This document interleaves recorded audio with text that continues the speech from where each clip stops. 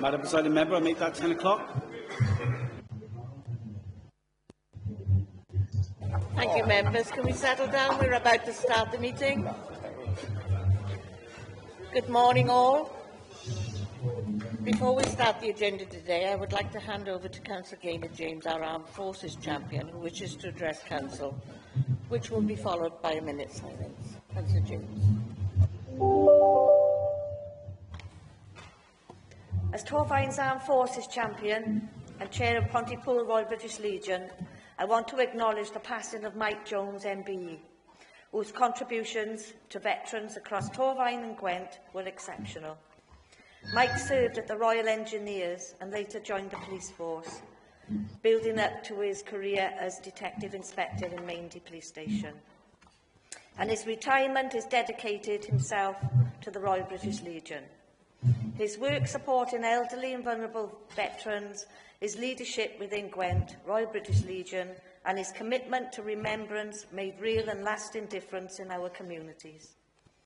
His integrity, kindness and service will be remembered by all who worked with him. Our thoughts are now with his family during this sad time. I ask Council to join me on a minute's silence to recognition of Mike Jones MBE and his contribution to our communities.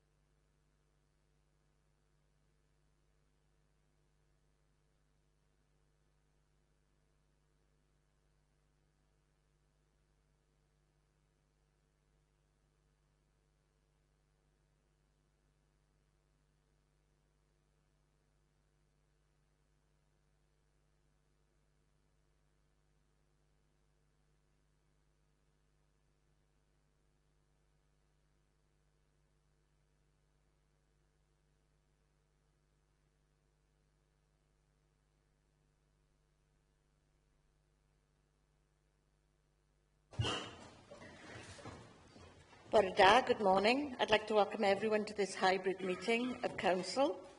The Council meeting is being broadcast live over the internet and will be available to view online now and in the future. We welcome the use of the Welsh language at meetings, but I have no requests for people to speak Welsh today, so this meeting will be conducted in English only. Members in the Chamber, please be aware that we're all on camera and you may be visible on screen when people around you are speaking. And please remember to speak clearly into your microphones. Members participating remotely, can you please refrain from using the chat function and instead use the raised hand icon to indicate when you want to speak. Please remember to keep your microphones muted when you are not talking. And may I remind members that as per statutory guidance made under Section 4 of the Local Government Wales Measure 2011 and our formally adopted hybrid meeting policy, any member attending a meeting remotely must be able to be seen and heard by members and officers who are attending the meeting, as well as by members of the public viewing the meeting. So can I ask you all, please, to use your cameras for the duration of this meeting? Please be aware that this meeting is being transcribed only for the purposes of producing the minutes. This transcript will be deleted once the committee approves the minutes and the transcript should not be downloaded by anyone other than Democratic Services. Moving on to the agenda. Agenda item 1. Democratic Services will be making a note of members' attendance in the meeting, but should you lose connection, could you possibly leave a comment in the chat bar on your return to ensure that this is picked up? Agenda item 2, apologies for absence. Dominique, do we have any apologies, please? I've had apologies from Councillor Fiona Cross. Thank you. Any apologies from the floor? No, thank you. Councillor Catherine Bonera. Thank you, Councillor Haynes. Agenda item 3, declarations of interest. Holly Ellis, Deputy Monitoring Officer, have you any advice for members, please? Thank you. I do have advice for members today. So in relation to agenda item 9, budget 2026-2027 and medium-term financial plan, members are also members of the county boroughs, community councils and town councils will have a personal interest in this item as community councillors who have been consulted. The following councillors are recorded as members of community councils if each member could confirm that they agree with the declaration when I call their name. So I'm going to start with Pontypool Community Council. So Councillor Nick Byrne. That's correct. Councillor Linda Clarkson. That's correct. Councillor John Haller. Correct. Councillor Gaynor James. That's correct. Councillor John James. Correct. Councillor Rosemary Matthews. Correct. Councillor Caroline Price. Councillor Nicholas Simons. Correct. Moving on to Cwmbran Community Council, Councillor Stuart Ashley. Correct. Councillor David Thomas. I'm not on there anymore, but we did win the seat back. Right, okay, I'll remove you from those declarations. Councillor Peter Jones. Correct. Councillor Sue Morgan. Correct. Moving on to Hentless Community Council, Councillor Ron Burnett. Councillor Colette Thomas. Crossy-Killiog and Ladna-Ravon Community Council, Councillor David Williams. Correct. And Blenavon Town Council, Councillor Liam Cowles. Correct. Agenda item 12, the revised inter-authority agreement of the Wales Pension Partnership, Councillor Nathan Yowell. Thank you. I'd like to declare I'm a member of the Local Government Scheme Advisory Board and Chair of the National Local Government Pension Committee. Thank you. In relation to agenda item 13, the Pay Policy Statement 2026, so members who have a close personal associate who works for the council would also have a personal and prejudicial interest in this item. The pay policy extends to the Shared Resources Service, that's SRS, but does not include teachers or school support staff. The following councillors have declared a personal and prejudicial interest, so if each member could confirm that they agree when I call their name. Councillor Joe Gordon.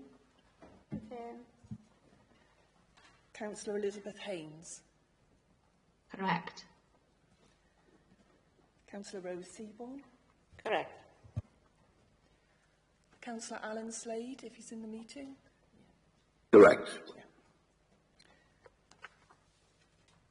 Those members will leave the meeting when this item is being discussed. Are there any other members who consider that they have a close personal associate who works for the council or SRS, which means they need to make a declaration in this respect? Apologies, I did check the list that was emailed out and I was on the list, so yes, that's correct, I should be on that list. Okay.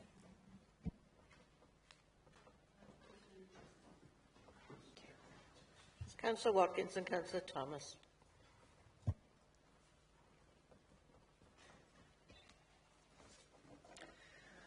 So, Madam Presiding Member has a personal and prejudicial interest in respect to the pay policy, and it's been agreed, or can we agree, that the Deputy Presiding Member, Councillor David Williams, will chair the meeting for this agenda item.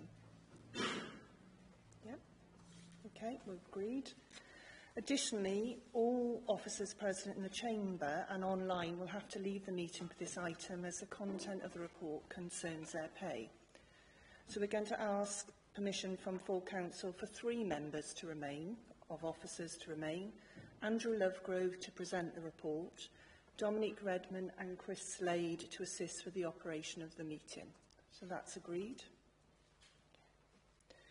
In relation to agenda item 14, in respect to improving access for local small and medium enterprises to council contracts, the following councillors have declared a personal and prejudicial interest in this item, and if each member can again confirm that they agree when I call their name. Councillor Elizabeth Haynes has a personal and prejudicial interest as she runs a small business in the borough. Is that correct? That's correct. Correct. Councillor Gaynor James has a personal and prejudicial interest in the motion as she runs a small business in the borough. That's correct. Councillor John James, personal and prejudicial interest in the motion as a close personal associate runs a small business in the borough. Correct.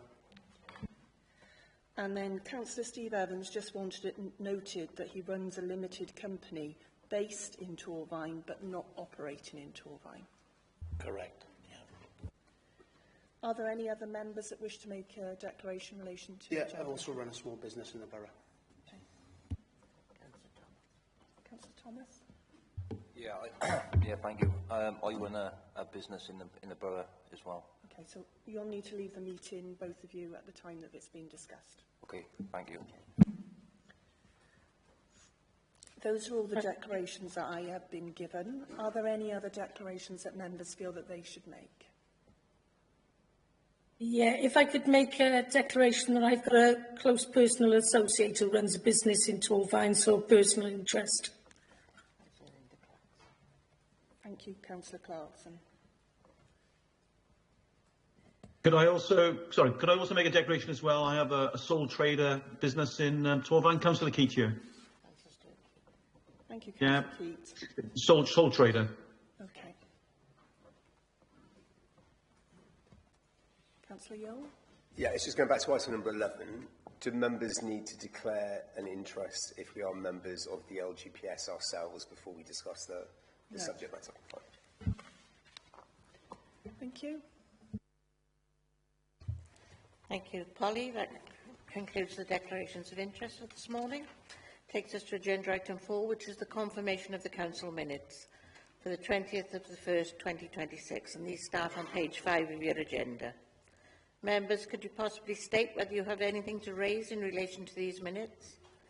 If not, I will take them as approved. Take those as approved. Thank you very much. Agenda item 5, which is update on actions.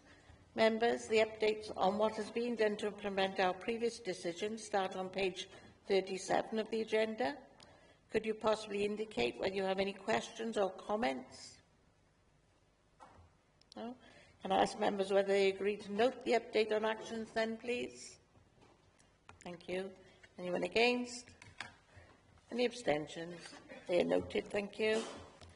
Agenda item 6, receipt of petitions. There are no petitions, so we'll move on to agenda item 7, which is public question time.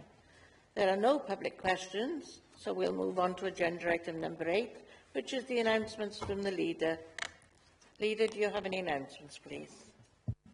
Thank you, Presiding Member. I'd firstly like to associate myself with the comments made by Councillor James about Mike Jones. As someone who worked alongside him on puppy appeals for a number of years, he'll be greatly missed as a person and as a volunteer for the Royal British Legion. Secondly, I'd like to congratulate all the recipients of awards and all the volunteers and staff at the Torvine Play Service Awards, which I attended last week. Thank you, Leader. Chief Executive, do you have any announcements? Nothing to add, thank you, Madam Presiding Member. Thank you very much. That will take us to agenda item 9, which is the budget 26-27 and medium-term financial plan. Andrew Lovegrove, Strategic Director Resources, could you deliver this report for us, please? Thank you, Madam Presiding Member. Good morning, members. I have the pleasure of introducing the 2026 and 27 budget and a refreshed medium-term financial plan to Council, starting on page 39 of your papers. We're at the point in the municipal calendar where council needs to make several decisions to set the council's budget and the level of council tax for the 26-27 budget. These are detailed in section 2.1 of the report and the recommendations in the report. I'm presenting the report on behalf of Stephen, the Chief Executive, the Directors and the Executive. As in previous years, we've built the budget using an iterative process starting 11 months ago. It's quite a long process we're running here.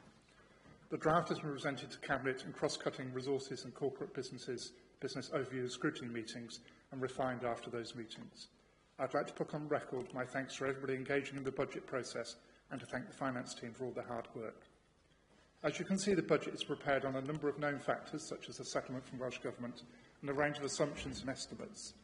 The cost of living challenge that we're all facing also has an impact on the budget, with one of the assumptions, as you will see, being an above-inflation increase in energy costs over the life of the medium-term financial plan. In terms of the capital programme, you can see there is an investment in our schools, highways, recycling, disabled facilities grants and contributions to the Cardiff capital region. We're expecting a number of grants, such as a local growth fund, to be confirmed in the coming months, and these grants will be added to the capital programme using the normal process. Welsh Government have announced a number of transitional reliefs for business rate payers who are facing an increase in liability over £300, and there is also a food and drink hospitality rates relief scheme entitling in-scope businesses to further reliefs. As in previous years, the medium-term financial plan has a modest gap over the next 4 years. This is normal, as we do not know all the details of future income and grants over the next 4 years, or demands for our services. Council tax receipts are an important income stream for the Council, and they pay for frontline services. The Council operates several schemes that help low-income households. So if anybody listening to this meeting is worried about paying their council tax bill, please get in touch with the team who will explain the financial support that's available. We can do that via telephone calls, in-person meetings or via the web. For households that can afford to pay their council tax bill, it's important that they pay in a timely manner, as council tax pays for frontline supports and frontline services. The team are on standby to start the billing process after the meeting today, so we can get the council tax bills out in time. As a Council's Section 151 officer, I need to be satisfied that the level of reserves are appropriate and the assumptions used to set the budget are robust and appropriate. I'm content with the current reserves levels. These are likely to increase slightly, as we're expecting a small revenue underspend in 25-26, as we reported to Cabinet shortly, recently. I'm therefore comfortable with the predicted use of reserves and the reserves balance.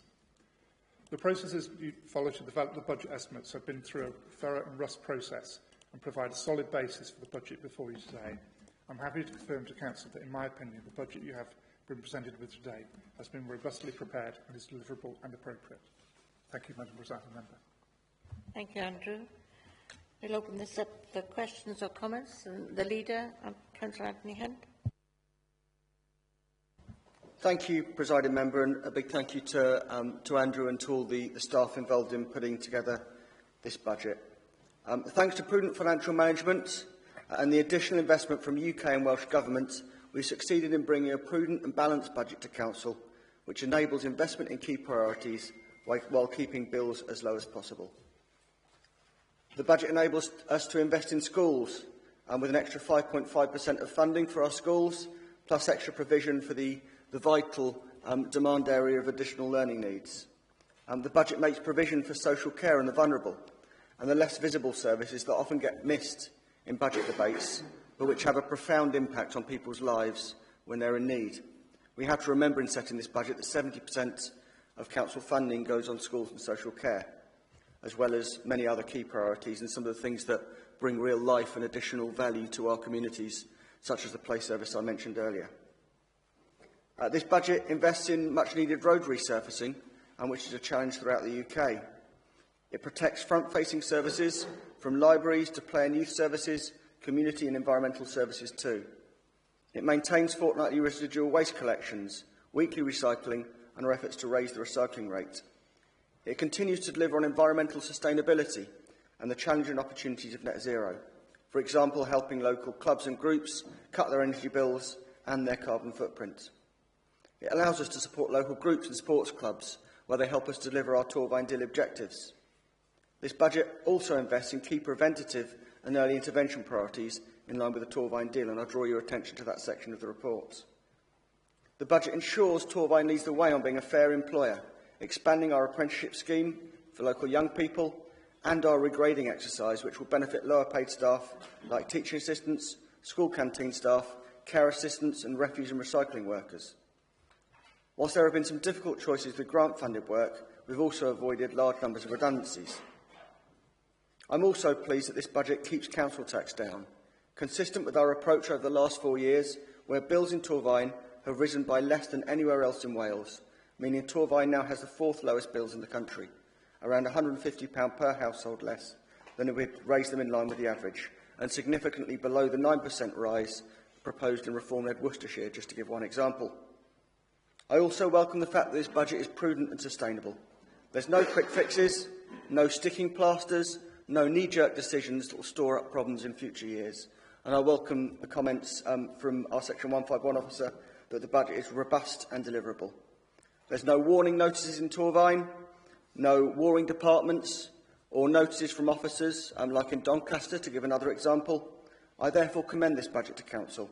After more than a decade of austerity, being the last line of defence as we've had to be in this Council, this budget gives us the chance to build a better, fairer, healthier and greener future for our communities. Thank you, Leader. Councillor David Thomas. Thank you, Madam Presiding Member. My question is about pay inflation. The budget only has 600,000 extra set aside in case staff pay rises are bigger than the 3% already planned, but the report says even 1% extra would cost 1.2 million across the council. Pay rises have often been higher than 3%, and talks are still happening. Why is the extra safety money so small when just 1% more would use it all up twice? If the pay goes up 4% or more next year, what would the council actually do in the first few weeks to fix the budget? Thank you, Councillor, for the question. As I said as I introduced the budget, we have to make a range of estimates and assumptions about how to balance the budget and to put things in place. As you've identified, we've made a modest provision in case the pay settlement is higher than we've assumed and it's been indicated. As you acknowledged, there are ongoing conversations and debates happening about that, and I suspect it will be many months before that is settled. To answer the question about what would happen if the settlement is higher than we've built into the budget, as you rightly say, we've got the first 600,000 in there. Anything above that would be then adopted and used by our reserves position. That's why we hold reserves. So we will be able to pay that increase once it's settled and agreed through the normal process. It won't have a major impact on the budget. We will clearly report back to Cabinet when that occurs, if that occurs, in terms of when the budget settlement. And then clearly next year's budget will build in an assumption based on what the settlement that's agreed for the 26-27 position. And just to confirm, the approach is in line with the approach taken by councils across the United Kingdom, as I did check that with the LGA. But, Madam Presiding Member, if I could just quickly come back. So, the main pay safety part, if that stays the same size next year, even though 1% extra costs are 1.2 million, if we get a 4% pay rise like before, which budgets of 600,000 or more would you cut or stop right away in the first 3 months? And could, if that is the case, can you name them today? I could confirm that we wouldn't. We'd use reserves in that situation.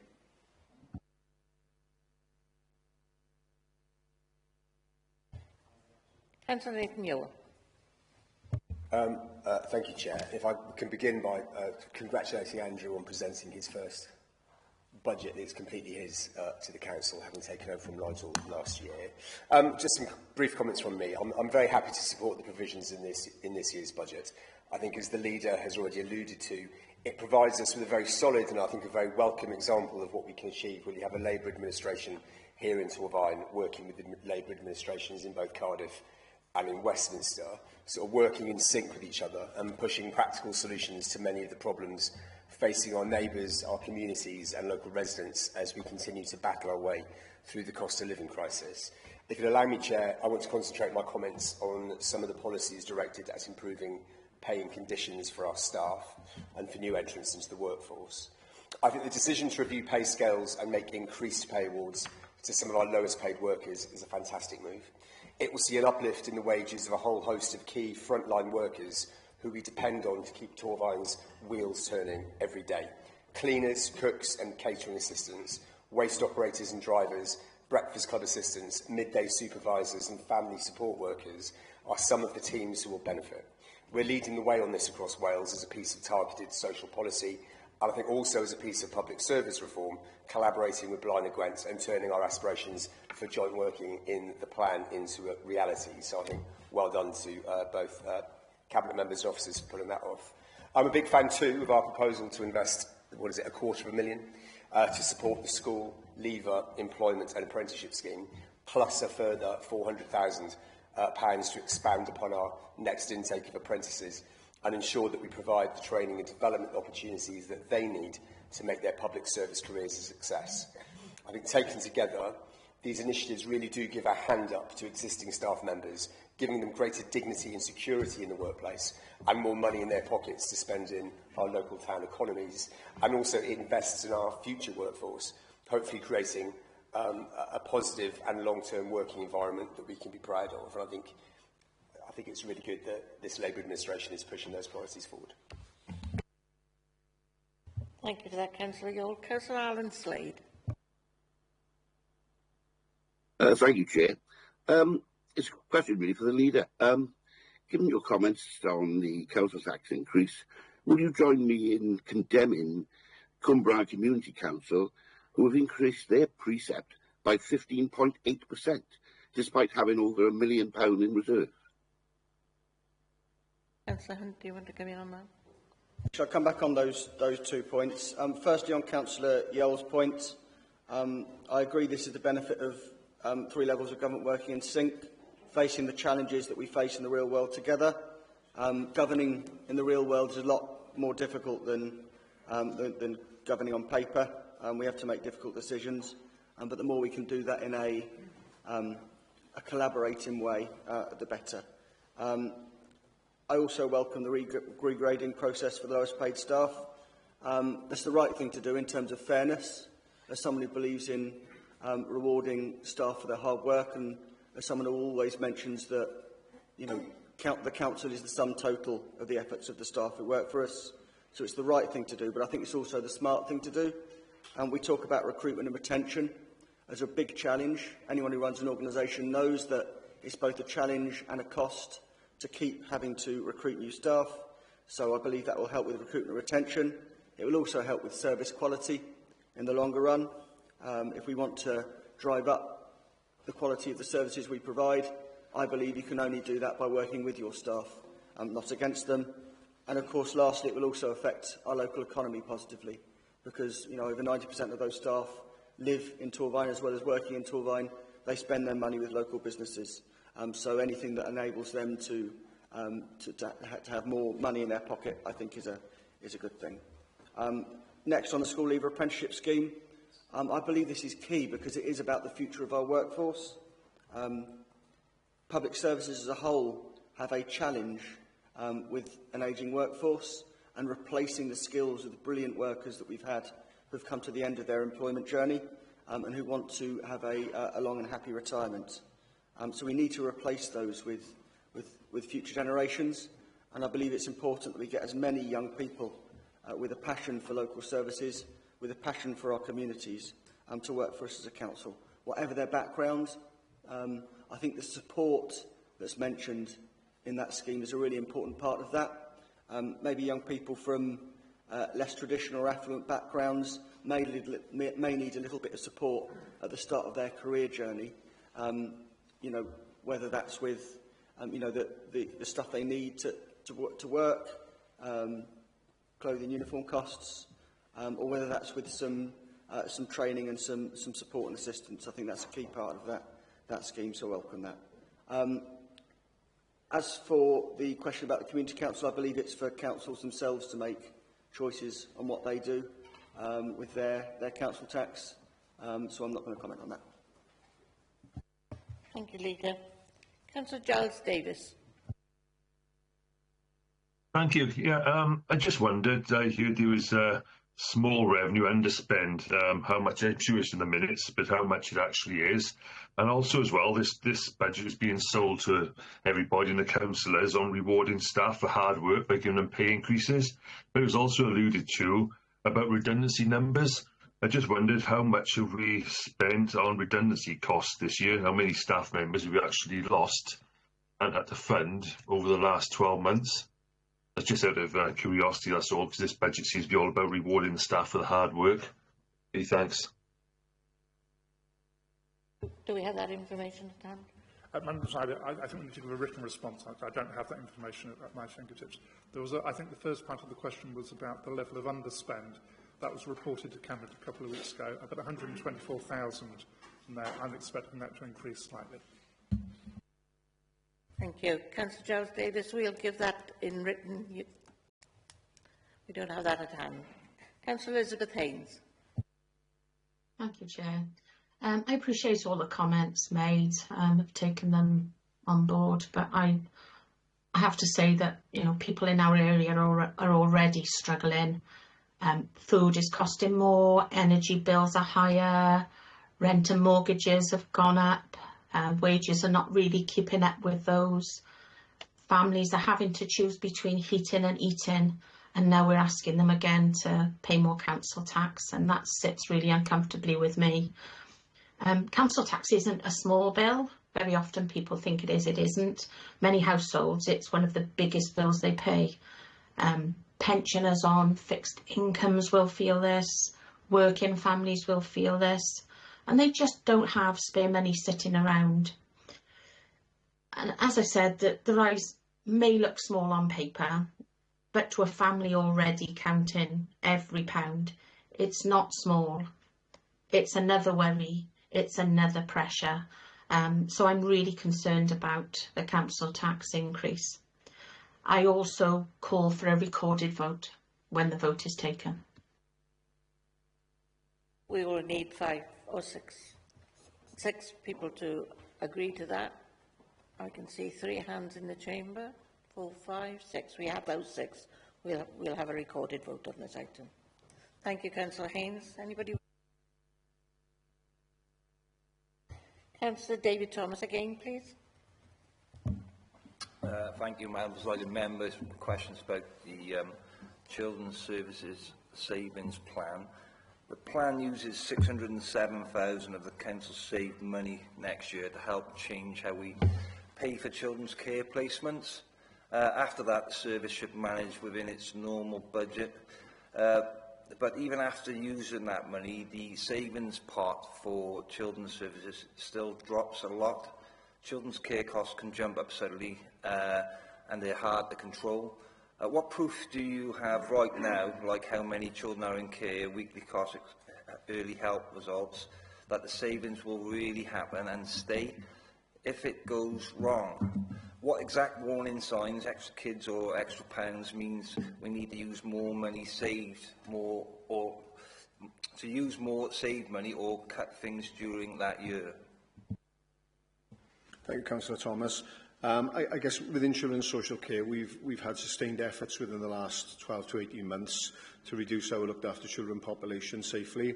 What we've seen in the last 3 to 4 years is a significant reduction from 479 children looked after to 296 children looked after as at today. So massive reduction there. And sustained efforts to continue, like I say, safely with our drive forward to reduce. That's not just around reducing the overall population, but that's around reducing cohorts within that population as well. And one of the more costly cohorts within that population is around our residential placements, that's what, I guess, that's the market forces that impact upon our significant spend.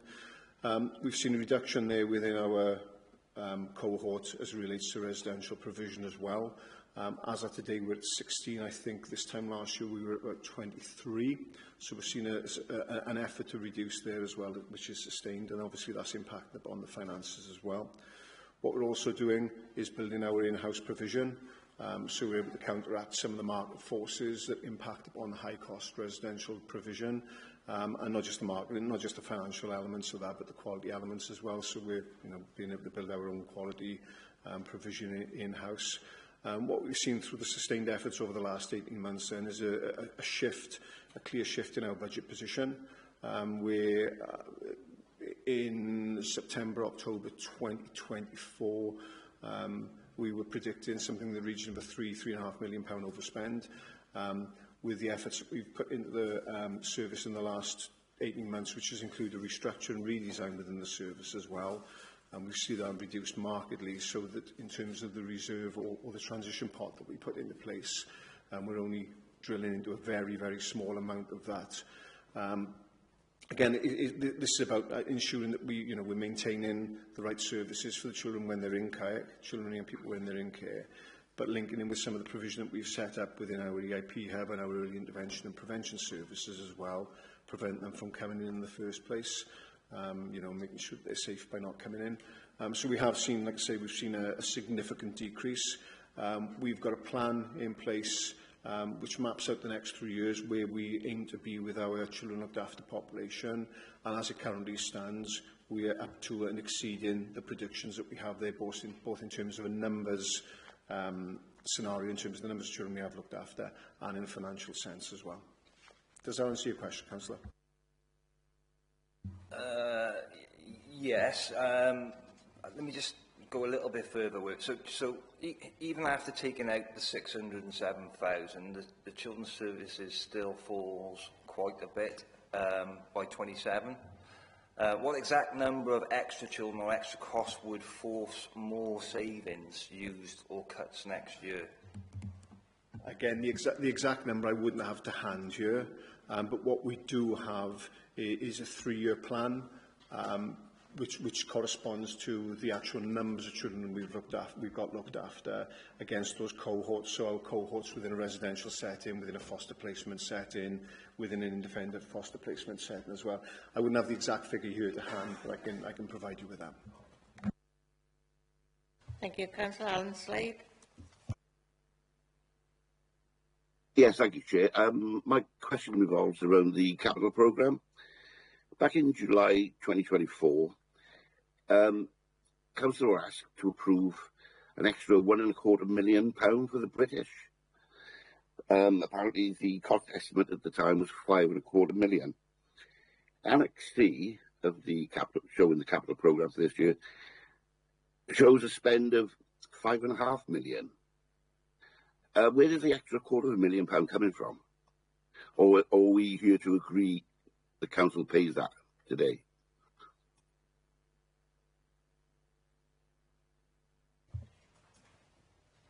I'm just checking the numbers out in terms of the appendices. Bear with me.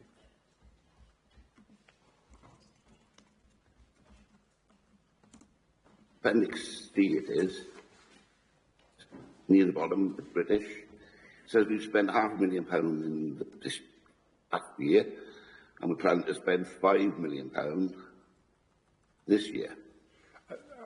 The difference between those two numbers is down to slippage. So this is where we plan to spend money in a certain time frame, and it hasn't happened, so it tends to move into the following year. So I think what you're describing is the impact of slippage on the spend rather than additional allocation of money. Well, the slippage is additional money, isn't it? Because when we were asked for £1.25 million, that would have taken it up to at the time it was £5.25 million, but the budget here is asking for £5.5 million. So there's £250,000, which is slippage, but who's paying that? Is it coming from a grant or from council borrowing? There are two elements. So slippage isn't new money. It's about a timing issue when money is spent. So historically, we'd have had an assumption about a level of spend which didn't happen, so that money has moved forward. There have been additional grants also for the scheme.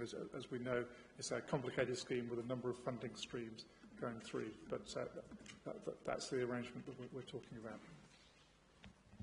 Thank you. Yeah, my concern is that we're being asked to approve this £5.5 million spend without knowing where the money's coming from. Is it the grant? I'd be happy to support the grant. I wouldn't be happy to borrow money to pay for that slippage. We're not being asked to approve money from the council borrowing. This is a combination of slippage and grants. We can give a detailed breakdown of that in a written response, if that helps. Yeah, I would be grateful for that. Councillor Joe Gordon is coming in on this. Joe? Yeah, can I just reassure Council that we're not asking for any additional budgets to continue and progress with our works on the British? My understanding is that funding is the grants that we've received from Welsh Government, but obviously Andrew can confirm that in a written response. Thank you. Thank you. I did have Councillor Richard Clark's hand up, but it's gone down, so I'm assuming you don't wish to speak. Yeah, okay, thank you. Councillor David Williams. Thank you, Madam Presiding Member. I just wanted to be positive, if you like. What I felt was a very positive message within this budget at 3.4 was actually the increased amount towards the council tax reduction scheme. So we're targeting the most vulnerable and most in need, and also the significant increase in the housing benefit subsidy. So I think this targeted approach to those most in need is an important element of this budget and a key reason why I very much support it. Leader, you wish to come in? Yeah, and in response to that, as we always say, you know, if people are having problems with bills with council tax, then we do offer support to nearly 10,000 households across Torfaen in terms of the council tax reduction scheme, and our use of discretionary housing benefits as well is always, you know, class leading in Wales. So there is help available for those who need it. So please do get in touch. Councillor Lucy Williams. Thank you. Councillor Jason O'Connell. Yeah, thank you. How do we justify to our constituents raising council tax year on year when we're putting 3.5 million into a park entrance cafe under the capital spending budget?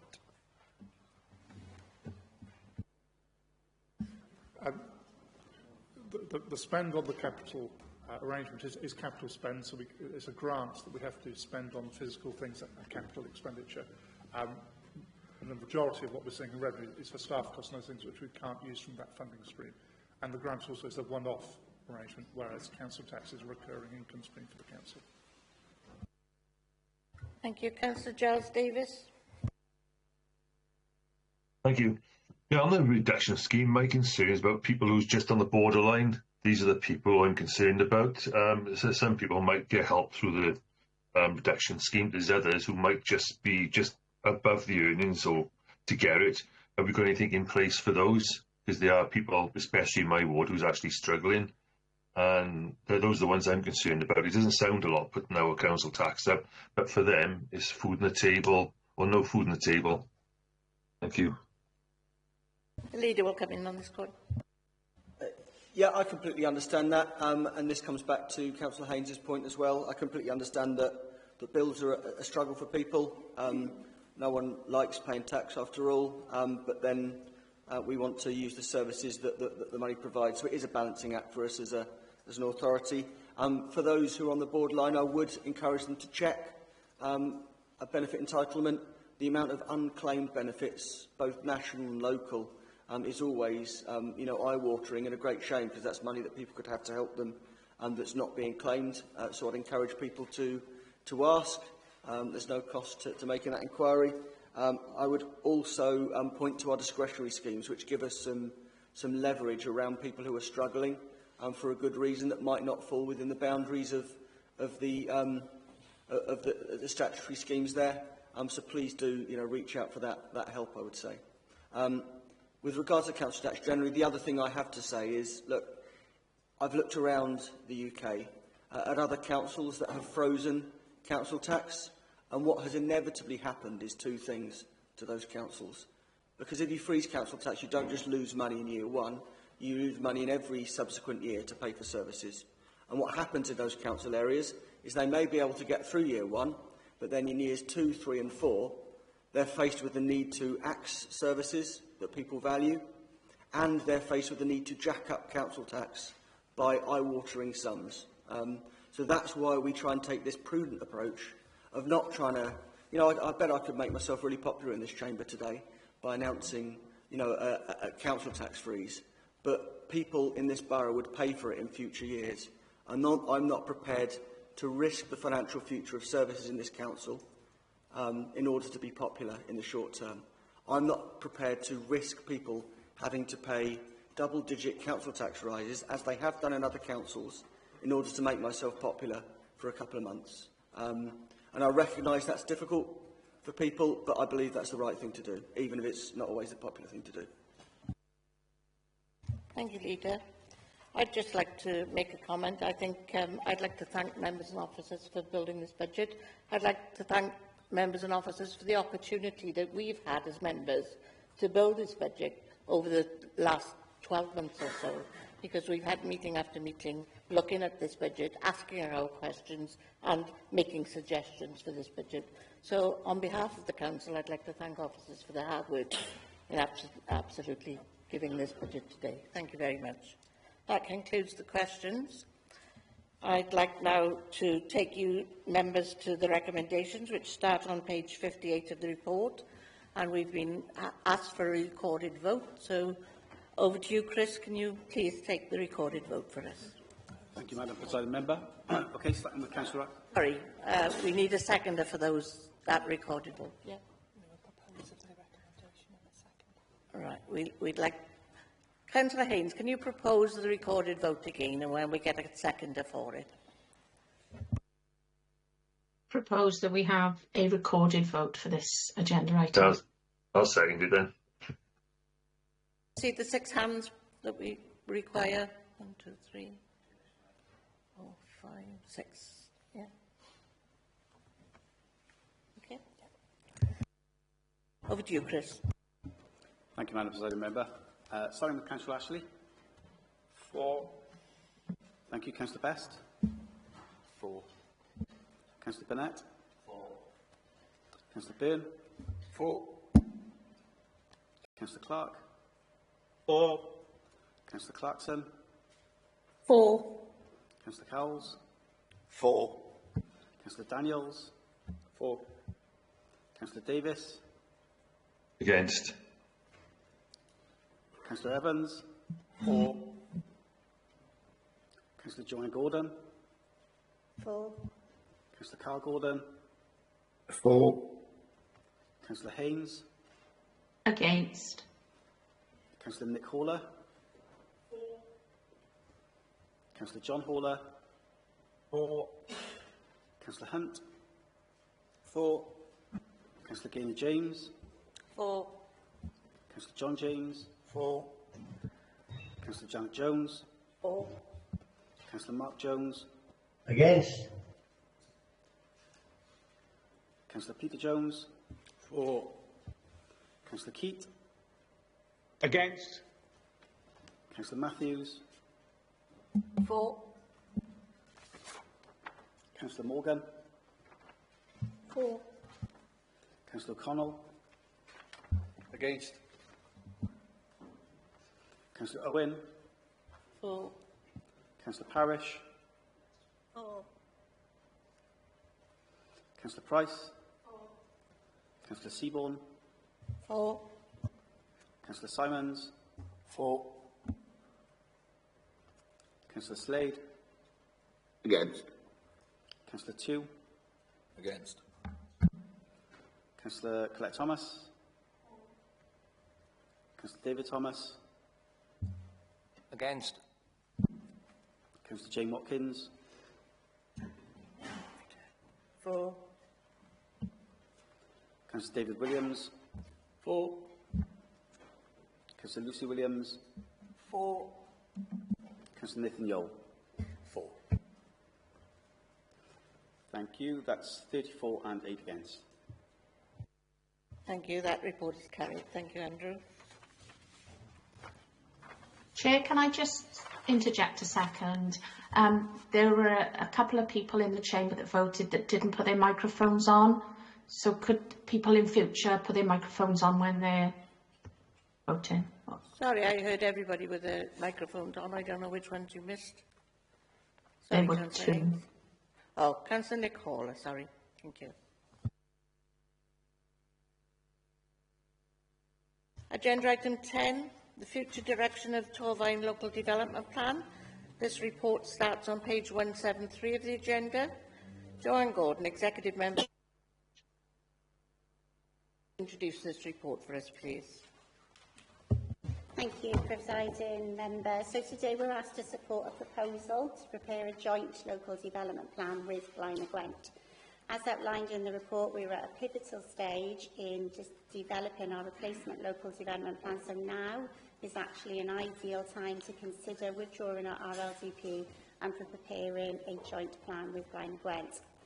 Preparing a joint local development plan will be effective for the next 15 years and present significant opportunities. It will allow the proposals for the blueprint for growth to be reflected in formal planning policy, including the allocations for housing and industry.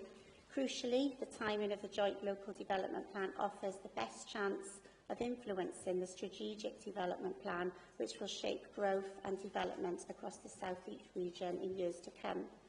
The report details several issues that we need to consider if we are minded to cease work on our current replacement local development plan, and work will begin on a new joint replacement plan.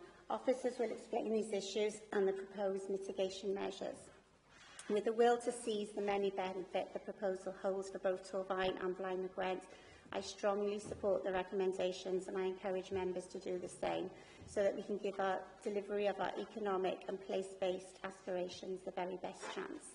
I'll hand over to officers to go through the report. Thank you. Welcome back.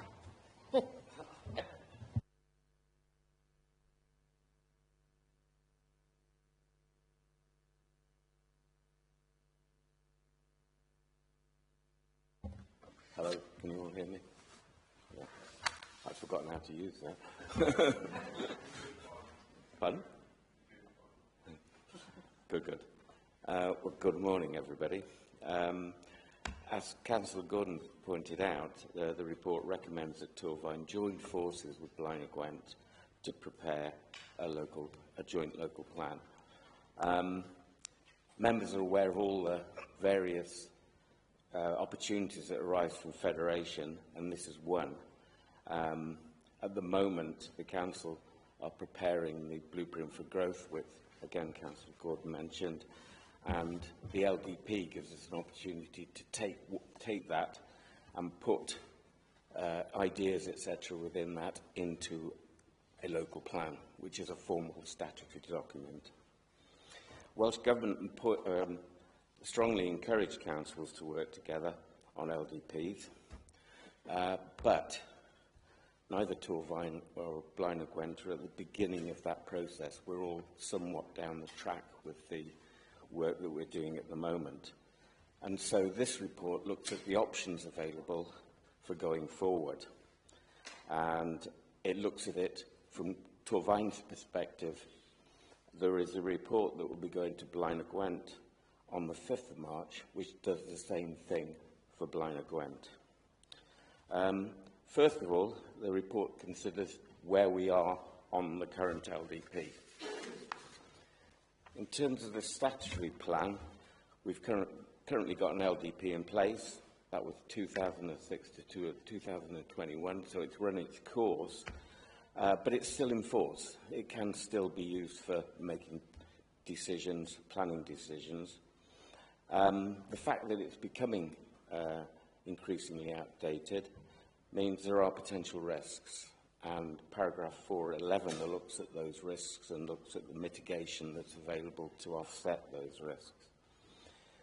With the replacement development plan, we were due to bring the preferred strategy for that document to you in October 25, but we didn't. It's been delayed. And the principal reason for that delay is the East Cumbrae strategic site. Now, you'll recall in the preferred strategy for the plan that preceded that, which was withdrawn, there was a proposal for industry and housing around the hospital site. And that was looking to make the most of the 350 million that had been spent on the hospital to expand Cumbrae towards the east. Now, since then, greater opportunities on that site have been recognised. There's been a lot of interest in it, in other words. And but it's a very complicated site. It's in multiple ownership. And due to the fact that the owners, developers, etc., weren't working together as a group, officers have got quite heavily involved in this, and we've been involved in master planning. We're currently traffic modelling, and we're looking to create this sustainable urban extension to Cwmbran, but it needs more time. And largely, that's a reason that we didn't bring the preferred strategy back in October. We think time is required to look at that, make it work properly, ensure it works for what the council wants, not something that we're being foisted with. It's estimated, with the work that we need to do on that, and including other work that we need to do, we're talking earliest for the preferred strategy, perhaps June 2027, which is, what's that, a year and 3 months before we're in a position to bring it to you. Now, in parallel to what we're doing at strategic level, the strategic development plan is being prepared, and that's critically important. It's the first one to be prepared for this area. And essentially, it will become the document that makes the big strategic decisions in terms of housing, industry, where it goes, traffic, infrastructure, and the like. So it's an extremely important plan, and it's important that we're at the table when that's coming forward.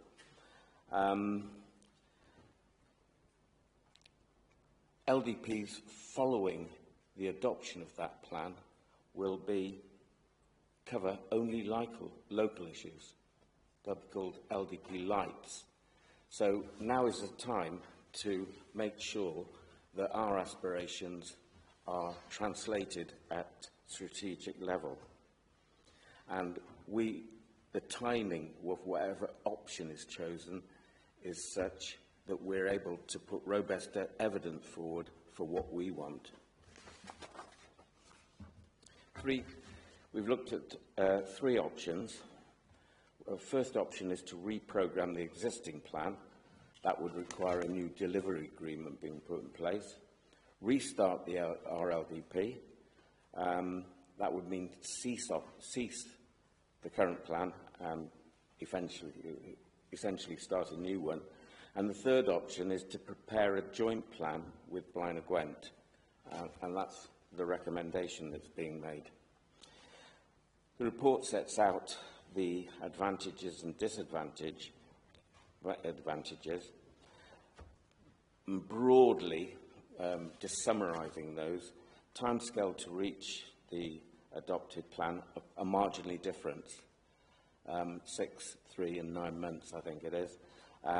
So essentially, that really isn't something that should influence choice. All options provide an overall saving, and the disadvantages are largely the same for each option. So we're saying, based on that, that we should make a choice, or we recommend to you to make a choice that's based on quality of option available. And from our standpoint, from officer's standpoint, the recommendation we made is that option 3, jointly preparing a plan, is the best way to move forward. And I'll just set out 4 reasons. There are larger reasons above that that come from Federation, but largely looking at the planning side of it. It provides the earliest point to start joint planning. Both of the other plans would have been done solely by Torfaen, and we wouldn't have that joint voice at regional level. It maximises the opportunities made available in Federation, and essentially I'll go back to the Blueprint for Growth. That's being prepared at the moment, and that's going to form the basis of what we put into that plan. It enables Torfaen and Blaenau Gwent to work jointly to influence the SDP. So we'll be a joint force at the table that makes those decisions at strategic level. It brings, finally, economies of scale. Joint information base in terms of the planning. And in terms of staffing and progression and recruitment, this is a much better situation to be in terms of those.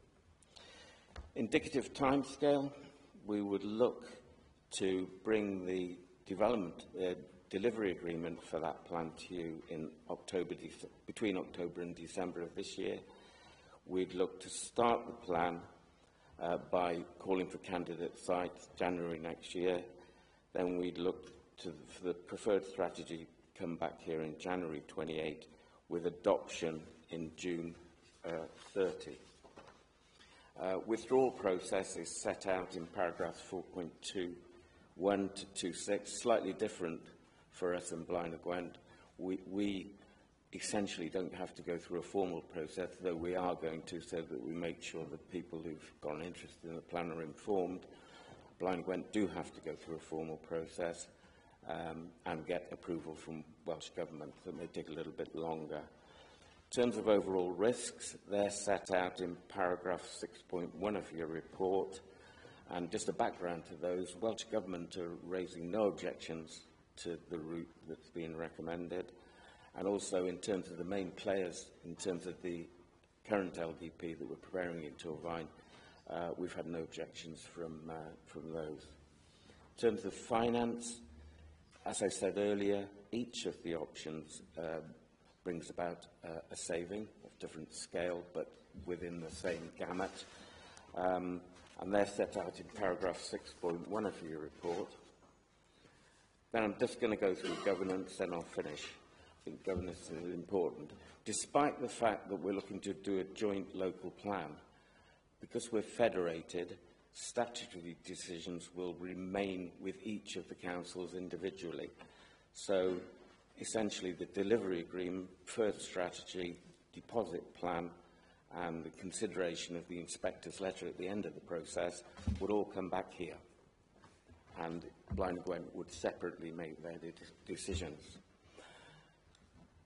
Based on that, we're suggesting to you that a joint planning policy panel is set up with Blaenau Gwent, and that we have members from each of those authorities on that panel, and that panel would oversee the preparation of the JLDP. It would act as a sounding board for officers, for us. It would consider the delivery agreement, preferred strategy, deposit plan and inspector's letter before they made their way to council, and it would comment on the consultation reports that we prepare as we produce a plan. Backing that up would be a shared planning policy unit that basically merged the two planning units that currently exist to carry out the plan, and then the governance would be underpinned by a collaboration agreement between the two councils. So essentially, what that means is, in terms of the last point, and it's quite important, one of the risks is that the two councils split apart. This means that the producing the plan could continue even if that were to happen down the line. And in fact, there's good examples in England where joint plans have been prepared by Labour and Conservative councils. They've continued regardless of the fact they're two separate councils. So I think that's a good sign. Finally, back to my recommendation, which is that we recommend to you that we formally produce a joint local plan with Blaenau Gwent. Thank you very much. Thank you, Duncan. Any comments from members? Councillor David Williams. Thank you, Madam Presiding Member. Two points, really. Firstly, is it going to be the case that the work that's been done to date will have a validity in a joint plan in the same way they would if you went our own way? That's the first one. And the second one, at 433, I think it's a good idea, the shared policy planning unit, but in the light of some of the things we've already discussed, will that have an impact on staff numbers, potential redundancies? I suspect not, but I'd like to hear it. Thank you. First off, sorry, what was the first point? Sorry, Sorry, Duncan. First point was, is the work to date still have a validity if we do a joint plan in a way that it would if we go a single plan? Yeah, very much so. we'll need to update, and we'll need to carry out some further studies. But overall, the work that we've carried out to date will not be lost. And on the second point, we're looking to merge the units, and we're not looking at staff redundancies in terms of merging those units. It's difficult enough to recruit at the moment as it is. So, there we are. Thank you. Councillor Elizabeth Haynes. Thank you, Chair. Hi, Duncan. Couple of questions. In paragraph 3.9 to 3.11, we're told more time is needed to get East Cwmbran right. What would happen if this site doesn't come forward as expected, and do we have a clear plan B? And the next one I have is in section 6.2, one of the risks is that Blaenau Gwent could decide not to proceed. If that happens, how quickly could we restart our own plan so we're not left exposed or in breach of our duty to prepare a plan?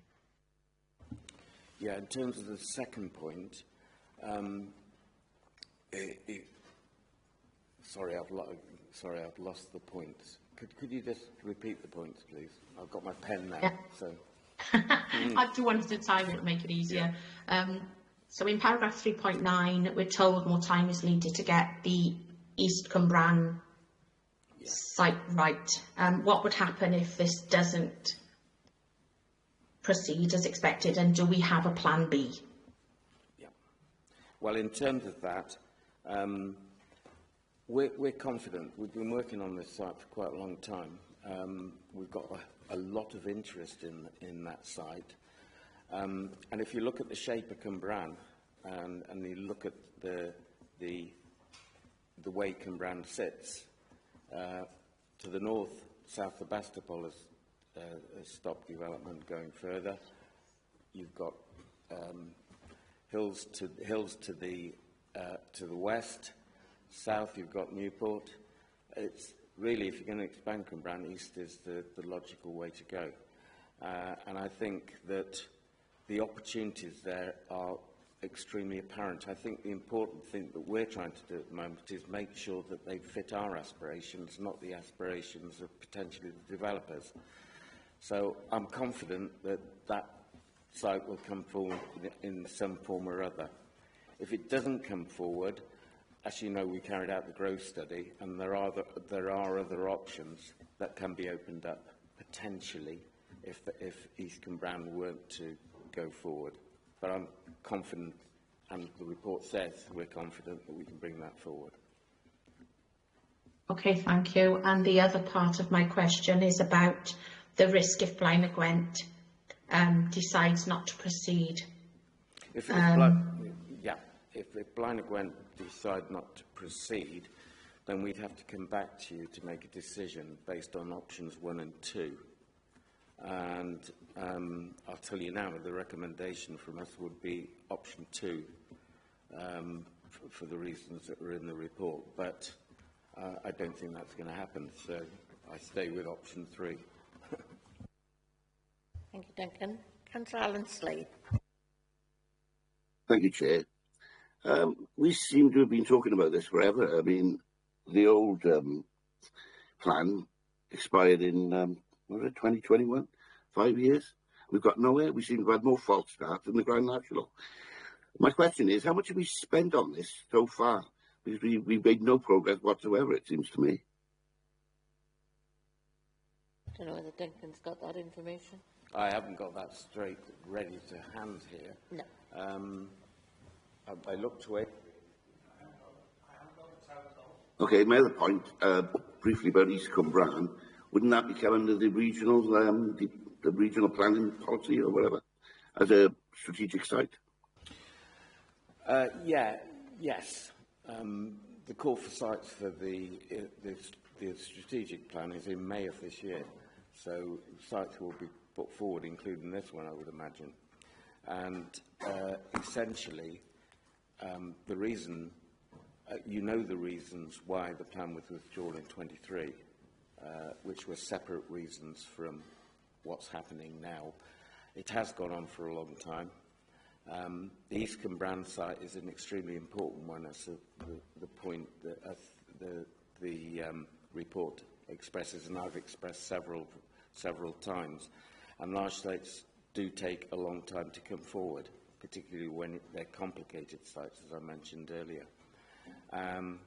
And I would say to members, given the 350 million that's been put in the hospital there, and the opportunities that brings economically in terms of jobs, etc., that spending time to get that right is important. Thank you, Duncan. Councillor Norma Parish. Thank you, Madam Presiding Member.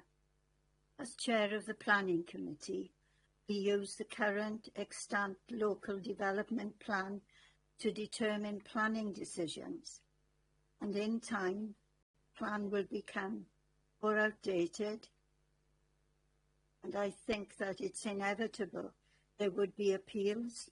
That's why I'm pleased to hear that we have mitigations in place to prevent this from happening, including additional supplementary planning guidance. And I support the proposal to withdraw the plan and prepare a new joint plan which will bring new benefits, particularly to influence the regional development plan. So I'm supporting option 3. Thank you, Councillor Parish. I don't see any other further hands up. Sorry, Councillor Stewart-Ashley. Obviously, this is extremely complex because you had problem for going through. I mean, I read this several times, and I've read LDPs before, and we've got some quite complex bits and pieces here in the East Cumbrae, Mamylid, and other developments that have happened on the back of this, as well as things like the canal and other bits and pieces in this. And obviously, we're working in conjunction in the deal and with Blaenau Gwent as well. So the complexity of this, which I think you alluded to, and how we work with this, is how we can master that complexity. I think if we got two councils working together in a partnership, and we got the strategic thing as well, how are we going to manage that? I mean, I'm very much in support, as other members are, here Model 3. I can't think that we can manage anything else, but we do desperately need to get this in place. I do agree with those that say we need something in place. How do we master that complexity? Because the complexity is the devil, as it were. Yeah, the report is complicated.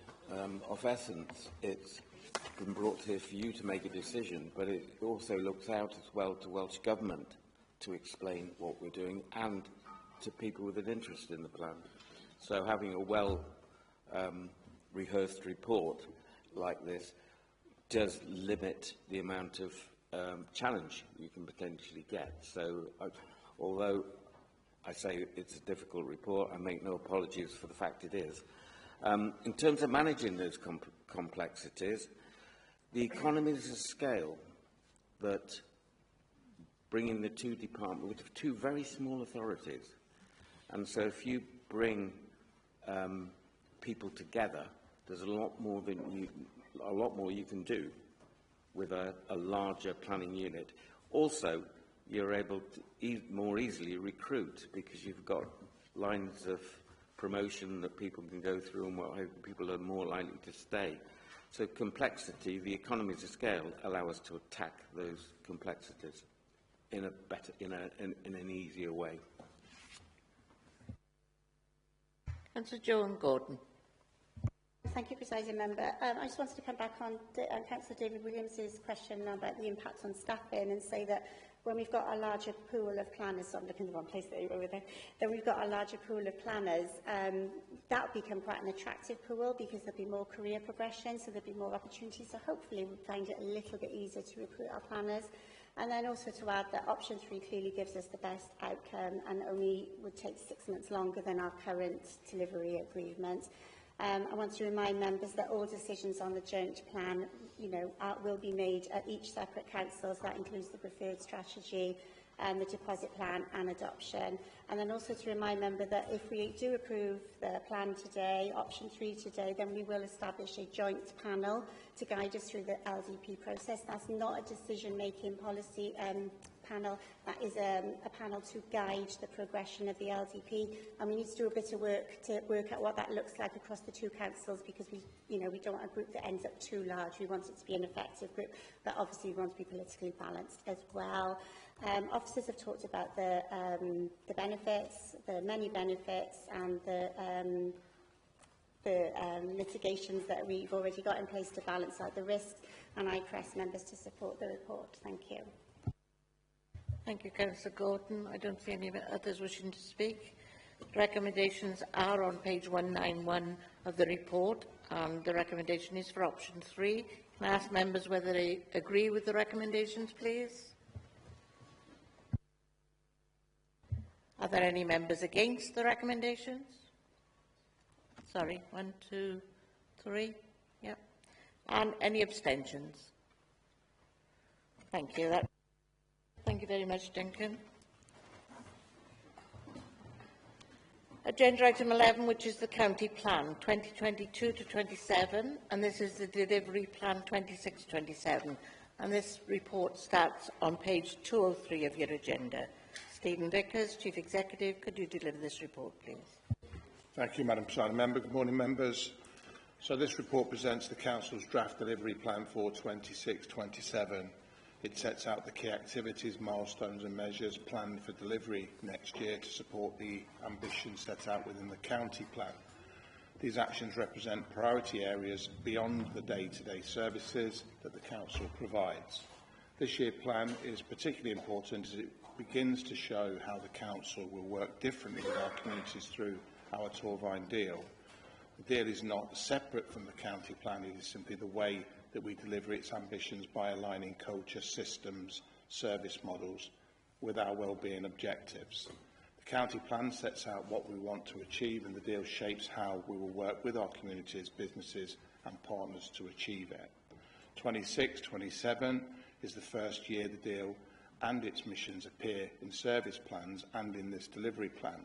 As this is the final year of the county plan, the format of the delivery plan is largely unchanged from previous years. One difference members will notice, however, is that each wellbeing objective now includes reference to how the deal influences our future approach. Members will be aware that the Cross-Cutting Scrutiny Committee has reviewed the plan, and recommendations from scrutiny are set out in paragraph 6.5 of the report. I'm joined by members of the Council's executive team and will be happy to take any questions. Happy to hand back to you, Madam Presiding Member. Thank you, Chief Executive. Any comments? Councillor Peter Jones. Thank you, Madam Presiding Member. Just to thank Stephen for presenting this report. We're all very, very familiar with this. We've looked at it over each year, and recently it was looked at during scrutiny. I think the most important thing from my perspective is the transparency of keeping us all informed of how this plan has been delivered. And I'd just like to thank all the officers involved in monitoring this plan and keeping it up to date, and thank them for keeping us fully informed of the progress, the good progress that has been made. Thank you, Councillor Jones. Any further comments? Councillor David Daniels. Thanks, Chair. Yes, you might not expect me to draw attention to an area that we're finding difficulties in, but PPNs, public protection notifications, this is an area that we're still experiencing a high number of inappropriate referrals into from Gwent Police. And this is in spite of our efforts to provide training and education on its proper use. In fact, we've seen these referrals increase in recent months and years. So that the path of travel is concerning. It's making it very difficult for us to achieve progress on this particular measure. And as you might guess, our ability to make progress on this measure is contingent on Gwent Police reducing that number of inappropriate referrals that they're making to us. So I'm going to use this as an opportunity to put an ask, and I will also write to them further to say that they need to provide greater commitment to help us reduce those inappropriate PPNs, those numbers. We're very ready and willing to offer training and further engagement to help support them to make proper referrals and reduce those inappropriate referrals. So that's my only point I'd like to make. Thank you. Any further comments from anyone? Councillor David Williams. Thank you, Madam Presiding Member. I think what is very helpful with this plan is actually the clarification as to the areas of the council, the teams responsible for the particular areas of work.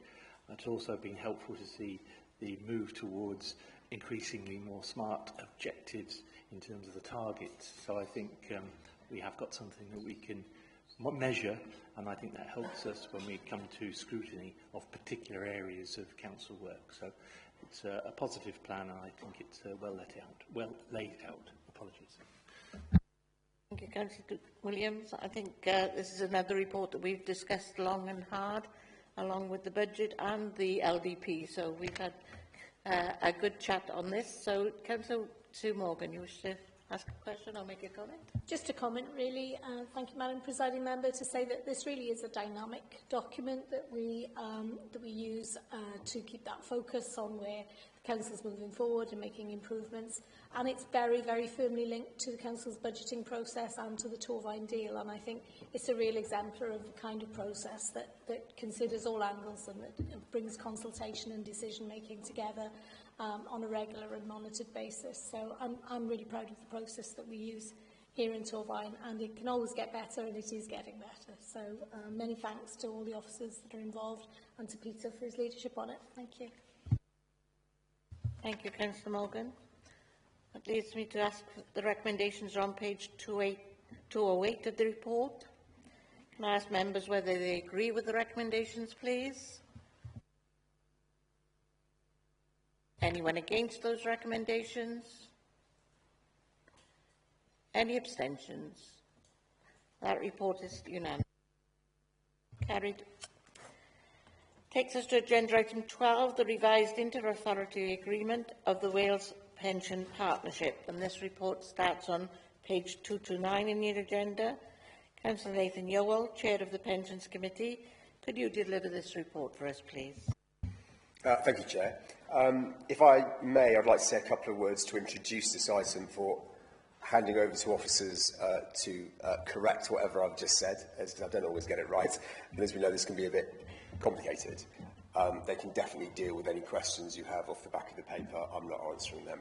So, as you know, we've been beavering away over the last 18 months or so, working with our partner funds across Wales to transform the existing Wales Pension Partnership, the WPP, which is, I think it's fair to say, a rather stately joint general committee of the 8 relevant pension administering authorities in Wales, into a new investment management company that's compliant with the government's Fit for the Future reforms in time for our public launch at the beginning of April. Hopefully, members will also recall that in response to these reforms, Council has previously delegated authority to the Torfaen Pensions Committee to establish the WPP Investment Management Company, to submit the regulatory business plan to the Financial Conduct Authority, to recruit senior management and to put in place the necessary governance arrangements. I think those steps have now been completed, with the company incorporated, senior roles appointed, and the key governance documents, those being the shareholder agreement and the client services agreement between the authority and the new investment management company, were approved by the Pensions Committee here last month. As a result, it's been necessary to undertake a full review of the inter-authority agreement to ensure it properly reflects this new operating model. The key amendments to the agreement include updating the legal framework, recognising that the establishment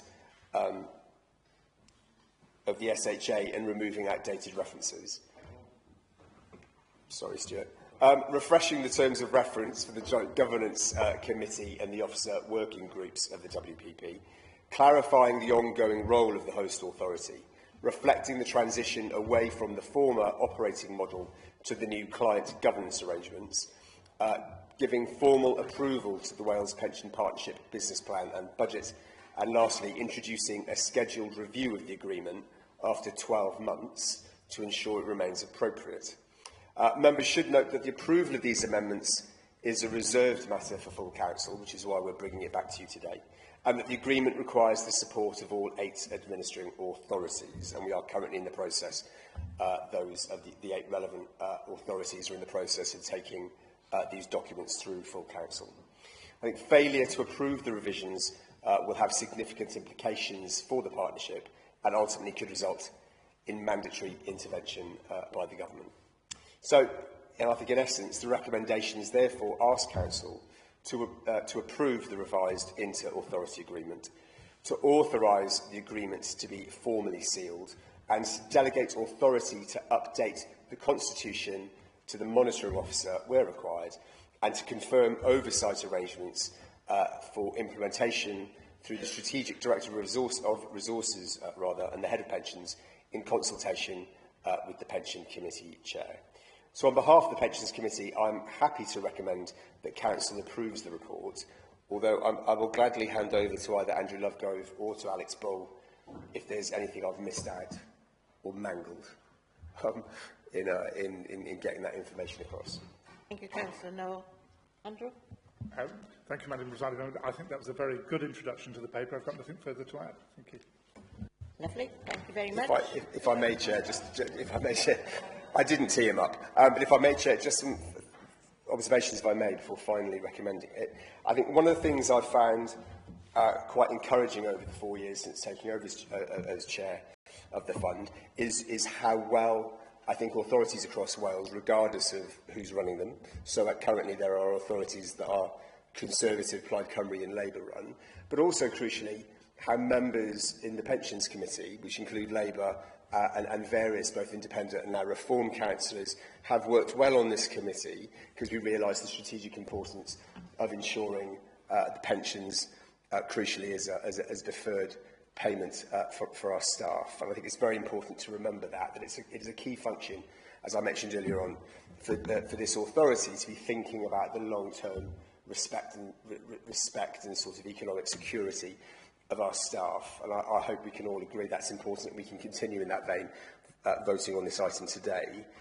I was a bit concerned last week, and I hope that the Reform UK councillors here would agree with me, to see that Reform UK nationally has decided it wants to abolish the local government pension scheme in its current guise. I mean, there's much talk from the leaders of Reform UK about there being gold-plated pensions, and that every local government worker is sort of weighed down by bags of cash upon retirement.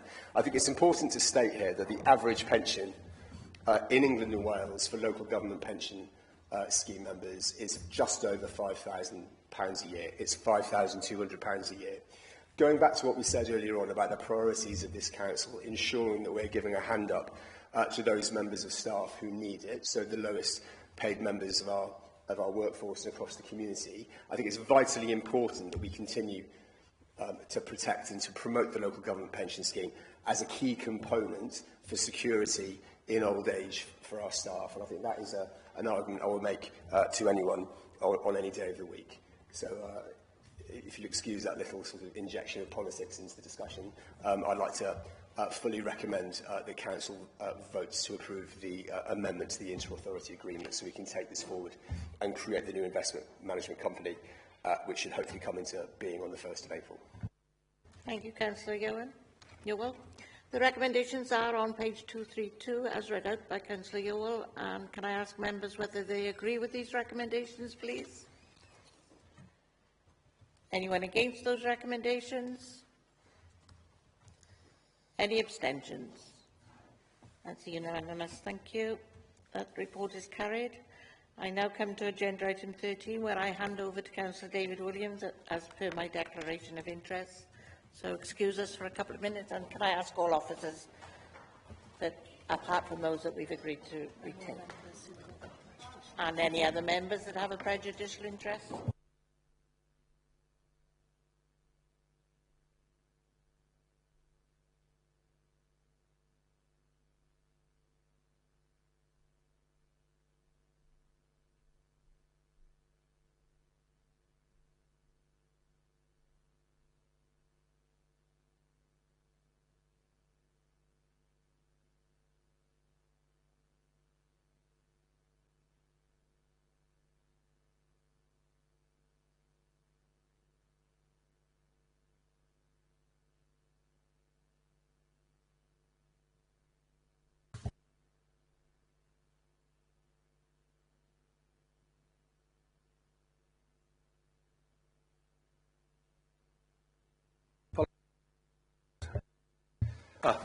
Wrong side, well spotted, team. So we move on to agenda item 13, the pay policy statement. Those who had an interest have left the chamber, so I'd like to invite Andrew Lovegrove as the Strategic Director of Resources to deliver the report, please. Andrew? Thank you. Members, I'm pleased to present the pay policy to Council this morning. The Localism Act of 2011 requires Council to annually approve its pay policy statement. The draft was attached to Appendix 1 of your papers. There is one addition to the appendices we saw last year. Following the decision of Council to federate with Blaenau Gwent this year, we need to include the pay scales for the federated Council's joint pay structures. These are on Appendix F, so that's a new appendix that you're seeing before you. In October last year, Council agreed the heads of terms to enter into a Section 113 agreement with Blaenau Gwent. This is a legal agreement that allows two councils to work together in a lawful way and make sure that things are done in a proper way. I'm happy to report that that agreement was formally signed just before Christmas, so we are now fully in place with the Section 113 agreement. The agreement allows the lawful sharing of senior officers between two councils. That's one of the benefits of having this agreement in place now. When we've got this agreement in place, we're asking Council to ratify the payments made to the seconded officers who worked on both councils up until that point of that meeting in October and then into December when the agreement was signed. That's referenced in section 4.4 of the report. I'll let over to you now as councillors. Thank you very much, Andrew. Can I ask if there are any members wish to make any points, raise any questions? I see no hands. Okay. So if I can direct you then to the recommendations, which are on page 288, the recommendation at 6.1. Can I ask those in favour, please? Okay. I think that's unanimous. Thank you very much, members. And now we'll let other people come back. Thank you.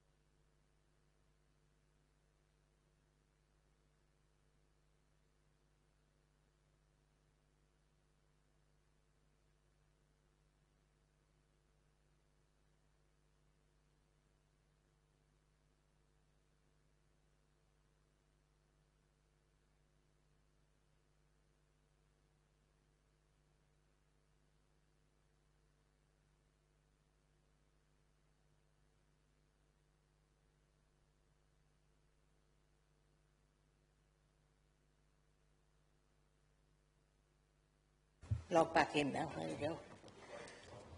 Thank you to Councillor Williams for taking over that agenda item. And it takes us to agenda item 14, the motions on notice. And this starts on page 315 of the agenda. And motion 1 is Councillor Giles Davis. Is Councillor Davis still with us? Yes. Over to Yes, you. I am. Thank you. Councillor Davis, can you move Apologies. and explain your motion for us, please? Yeah, apologies, it's a bit long. Right. Motion is improving access for local small and medium enterprises, SMEs, to council contracts.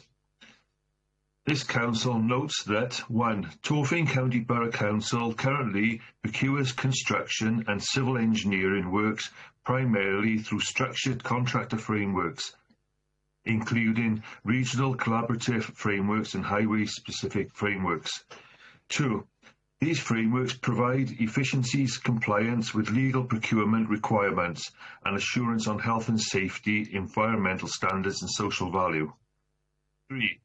However, the scale, complexity and pre-qualification requirements of existing frameworks can act as a barrier to entry for smaller local businesses, micro-enterprises and new market entrants based within Torfaen. 4. Supporting local businesses strengthens the local economy, retains wealth within the county borough and aligns with the council's commitments to social value, community well-being and sustainable economic development. This council believes that 1. Whilst contractor frameworks remain appropriate for large and complex projects, smaller scale works could be procured through more flexible and proportionate mechanisms. 2. Local SMEs should have a fair and realistic opportunity to compete for council work without unnecessary administrative or financial barriers. 3. Procurement processes should balance efficiency, compliance and value for money with accessibility, local economic benefit and community resilience.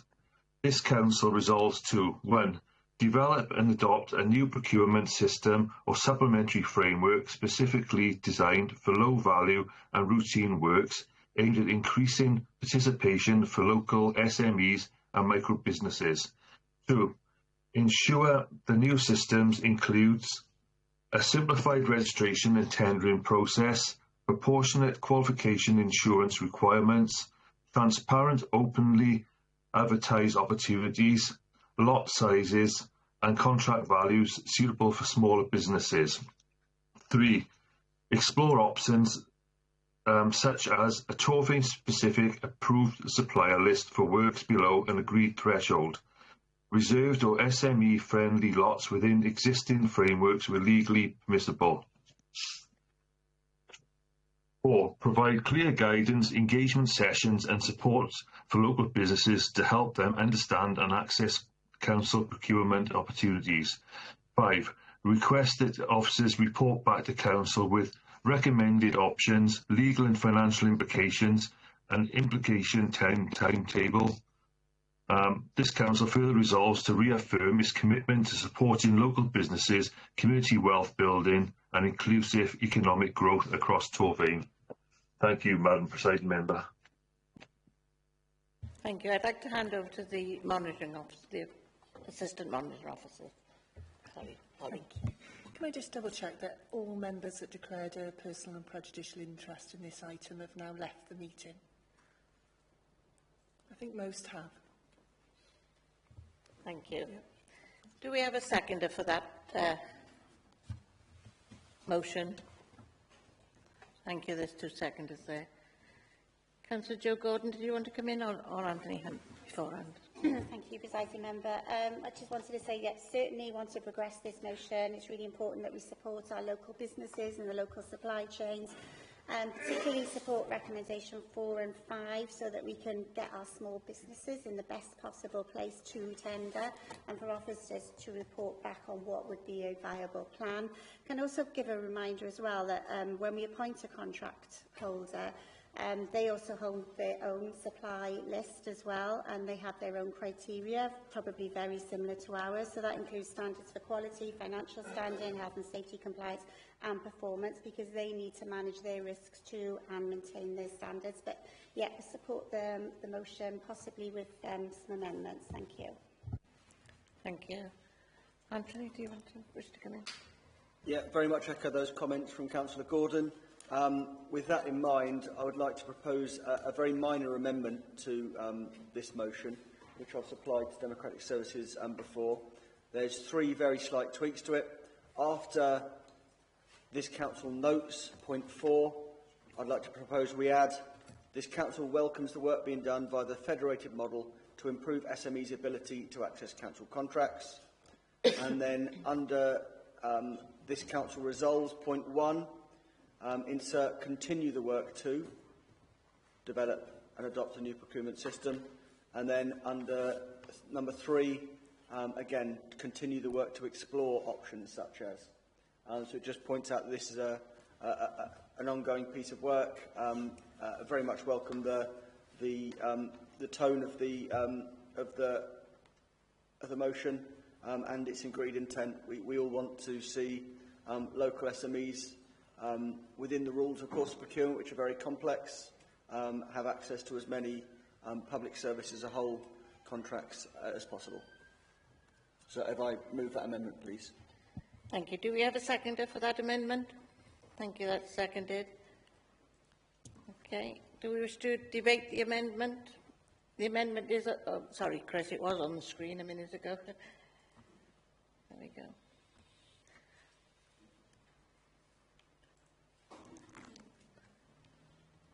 There we go. Okay, it's been seconded. Anybody wish to debate it? Shall we take a vote on the amendment then, please? Yes, I'm very happy with the amendment. Thank you, Councillor Davis. That's useful. Okay, we're taking a vote on the amendment. All those in favour, please. Anyone against? Any abstentions? Thank you. That means the amendment is carried. So we don't need to go into the substantial. That takes us to motion 2, which is Councillor Elizabeth Haynes. Can you move and explain your motion for us, please, as shown on page 317 of the agenda? Sorry. Oh, apologies. Hang on, let's see if I can ring the bell.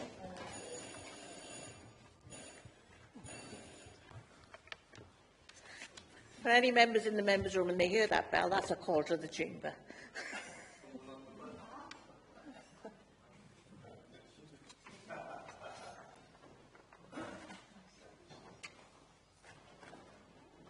I've lost my screen. Go on.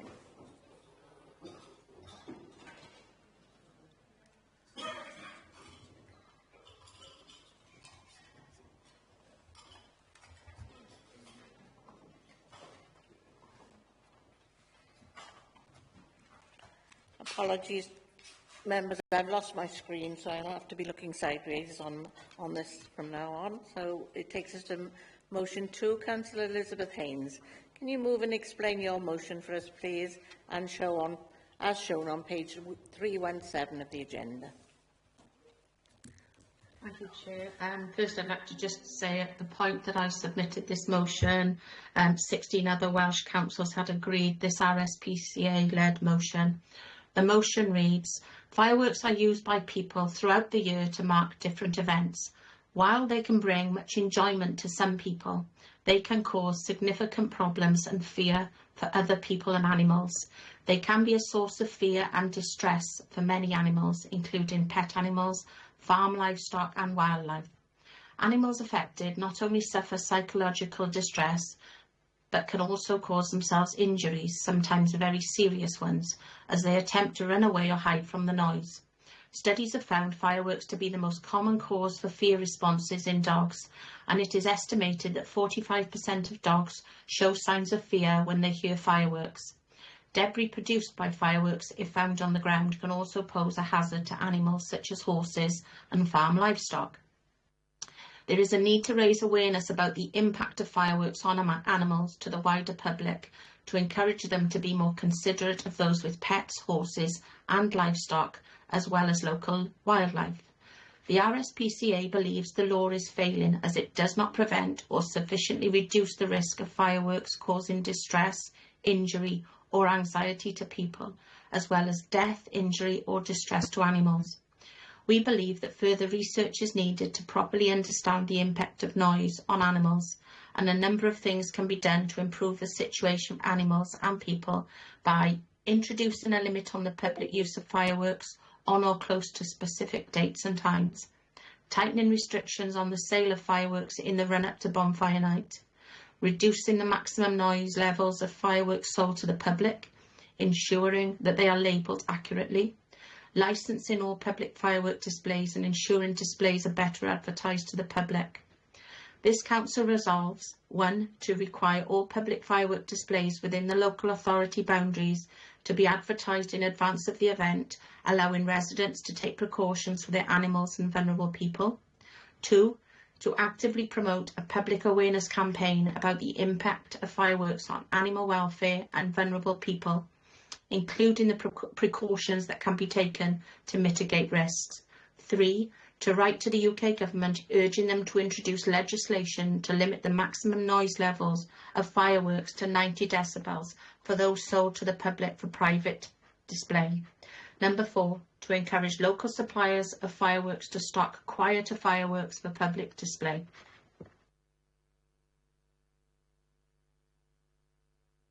Thank you. Thank you, Councillor Haynes. Councillor Mandy Owen.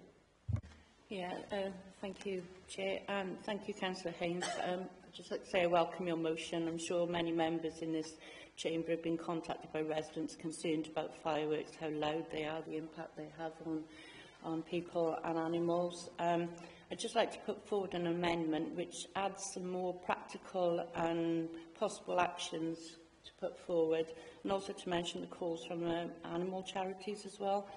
You know, we are limited with some of the legislative powers that we have, so I have provided the amendment to Democratic Services before this meeting. I'd just like to add, after your paragraph on the need to raise awareness about the impact on fireworks, I'd like to add the Council further notes that while existing legislation provides a framework for the sale and use of fireworks, questions remain about the adequacy of current protections. The Council acknowledges the calls of animal welfare charities, including the RSPCA and Dogs Trust, for a reduction in permitted decibel levels and stronger regulation of retailers. It welcomes public awareness campaigns that have highlighted these issues and the need for more considerate firework use. We also recognise the benefits of organised displays as opposed to the proliferation of ad hoc ones in both safety and noise terms. I'd then like to take out the Council resolves point 1, 2, 3 and 4 and replace it with the Council therefore resolves to 1. Write to the Welsh Government to request that it works with the UK Government to consider updates to national policy, including introducing a reduced maximum noise threshold of 90 decibels for fireworks available for private use, limiting the sale and use of larger display fireworks to trained and licensed professionals organising regulated events, exploring the feasibility of allowing local authorities to establish designated areas with additional controls on firework use, drawing on the Scottish model of firework control zones. Point 2, support the RSPCA campaign and deliver targeted public information campaigns to highlight the impact of fireworks on animals and vulnerable groups and to promote safer, more respectful practices. Point 3, encourage organisers of public firework events within the borough to provide advance notice of displays, enabling residents to make necessary preparations. 4, work collaboratively with local retailers to support the availability and promotion of low noise of firework alternatives. And 5, strengthen local enforcement by supporting the Council's Trading Standards team and working in partnership with the police to monitor and address unlawful sales and misuse of fireworks, particularly in relation to underage sales. Thank you. Thank you. I need to ask for a seconder for the actual motion and the amendment, please. Can I have seconders for the motion? Thank you, Councillor Yule. And the amendment? Sorry. Okay. Councillor Tew and Councillor Yule. Thank you for that. Yeah.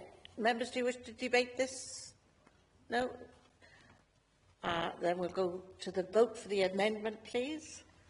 As per... Sorry, can I just check that Councillor Haynes is happy with the amendment? Yeah. Councillor Haynes, are you happy with the amendment? I can't see you on my screen now. It generally does what my original motion says, so I'm quite happy with it. Thank you. Thank you. That's taken us to vote on the amendment then, please. All those in favour? Anyone against? Any abstentions? There's 2 abstentions there. Thank you.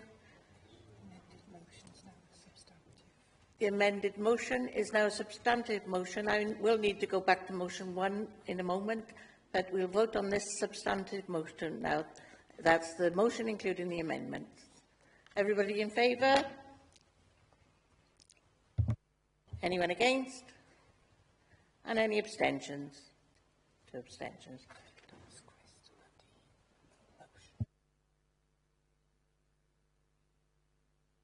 Chris, I wonder if you could put the motion as amended. For the previous motion on the screen, we need to vote on the substantive motion.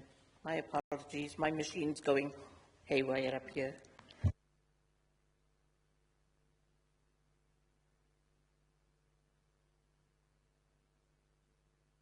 So, members, we agreed the amendment and voted on the amendment. This is now the substantive motion with the amendment included. So I need your vote, please. All those in favour on motion 1s. Thank you. Anyone against motion 1? Don't see any. Any abstentions? 2 abstentions on motion 1 as well. Thank you. We're back to motion 3 now. Councillor Elizabeth Haynes, can you move and explain your motion for us, please, as shown on page 319 of the agenda? Thank you, Chair. Today, this motion is about one simple principle. If we ask residents to engage with us, we must show them that their voices matter. Through the Torfaen deal, hundreds of residents have stepped forward, completing surveys, attending roadshows, taking part in the Citizens' Assembly. They told us clearly what they value: community spirit, green spaces, local pride. But they were equally clear about what frustrates them: litter, antisocial behaviour, town centre decline, and a feeling that decisions sometimes happen to them, not with them. If we are serious about rebuilding trust, consultation cannot be the end of the process. It must be the beginning of visible change. This motion is not about criticism, it is about effective leadership. It calls on us to publish a clear, time-bound, you said we will, by when plan. It calls for tangible improvements within the next 12 months that residents can see and feel. And it calls for us to focus our resources where they are needed most, in communities experiencing the greatest inequality. We are proud to call ourselves a Marmot Council. That commitment must mean something in practice. It must shape where we invest, how we prioritise, and how we measure success. The Torfaen deal cannot simply be a document. It must be a shift in culture, from explaining constraints to demonstrating progress, from managing pressure to building resilience. Our residents are ready to play their part. They have told us they will volunteer, support their neighbours and strengthen their communities. Today we commit to playing ours. Council therefore resolves to publish a clear, you said we will, by when, action plan aligned to the 26-27 service delivery plan.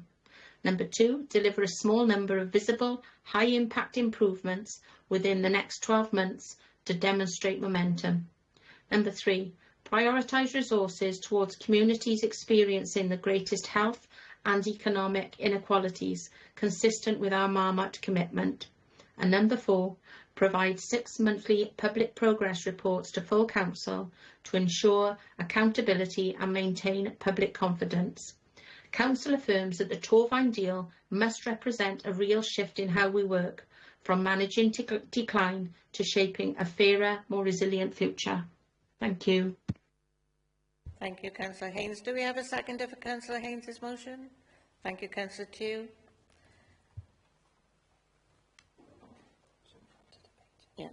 Members, do we wish to debate this? Councillor Hunt? Yeah, I'd like to propose an amendment to bring the motion up to date after the recent joint scrutiny committee meeting and the things that have been done since the motion was tabled. Again, I've submitted this both to Councillor Haynes and to Democratic Services just to assist. It doesn't seek to change the tone or the commitments of the motion. What it seeks to do is place it in a bit more context. So you'll see the bits I've added in red. So it adds that we welcome the efforts made to engage with residents during the development of the deal and thank the hundreds of residents and staff who have stepped forward completing surveys, attending roadshows, taking part in the Citizens' Assembly. In the second paragraph, we note that residents told us clearly what they value and about what more we could do together with our staff working alongside communities. In the next paragraph, it deletes if we're serious about rebuilding trust and starts the sentence with, we recognise that consultation cannot be the end of the process, it must be the beginning of visible change. And then in the next paragraph, it mentions that the motion is not about criticism, it's about effective leadership, as Councillor Haynes' motion said, and adds and new ways of working. And then we welcome the clear commitment to an action plan outlined in the Scrutiny Committee and to regular updates to Cabinet and Council, along with feedback to the community, to just strengthen that commitment to reporting back. And then in the paragraph that starts, our residents are ready to play their part, says they've told us they will volunteer, support their neighbours and strengthen their communities. Just reasserts that we are committed to playing our part, emphasising the point it's not just about today, it's about the scrutiny meeting and the engagement as an ongoing process. And in the Council, therefore, resolves to section, again, point 1, it tries to bring up to date by replacing with build on the commitment to take the deal plans forward and to feedback regularly on progress, aligning to our business plans and county plan. The second one, it just takes a small number out of, because I think we can demonstrate a high number, hopefully, of visible high-impact improvements. The third one remains the same, and the fourth one commits to provide regular public progress reports to full council. It may be that sometimes there'll be more often than 6 monthly. We don't want to limit ourselves to the amount of time we can come back to speak to councillors on that. So I hope it's recognised that tries to keep the very welcome sort of spirit of the motion and commits council to report back and take forward the deal in a way that that works on the basis of that really valuable consultation and engagement that we've done with residents. So can I move the amendment? Sorry. Thank you very much. Do we have a second for that amendment? Thank you, Councillor Evans. Thank you. Do you wish to debate this? I see Councillor David Thomas and Councillor Jason O'Connell. Yeah, thank you, Madam Presiding Member. Yeah, I'll be voting against this. I'm not a fan of the deal.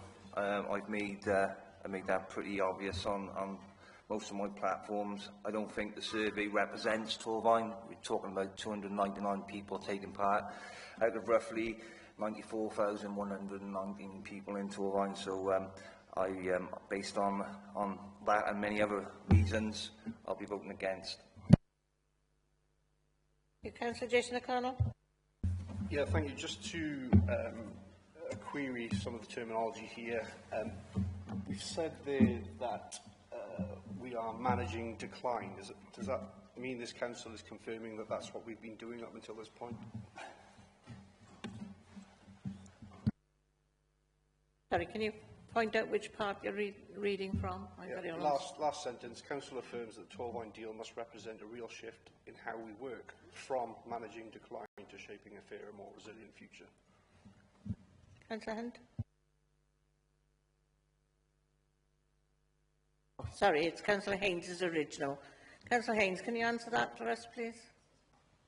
Well, it does say in the that we affirm the Torvine deal must represent a real shift in how we work from managing decline to shaping a fairer, more resilient future.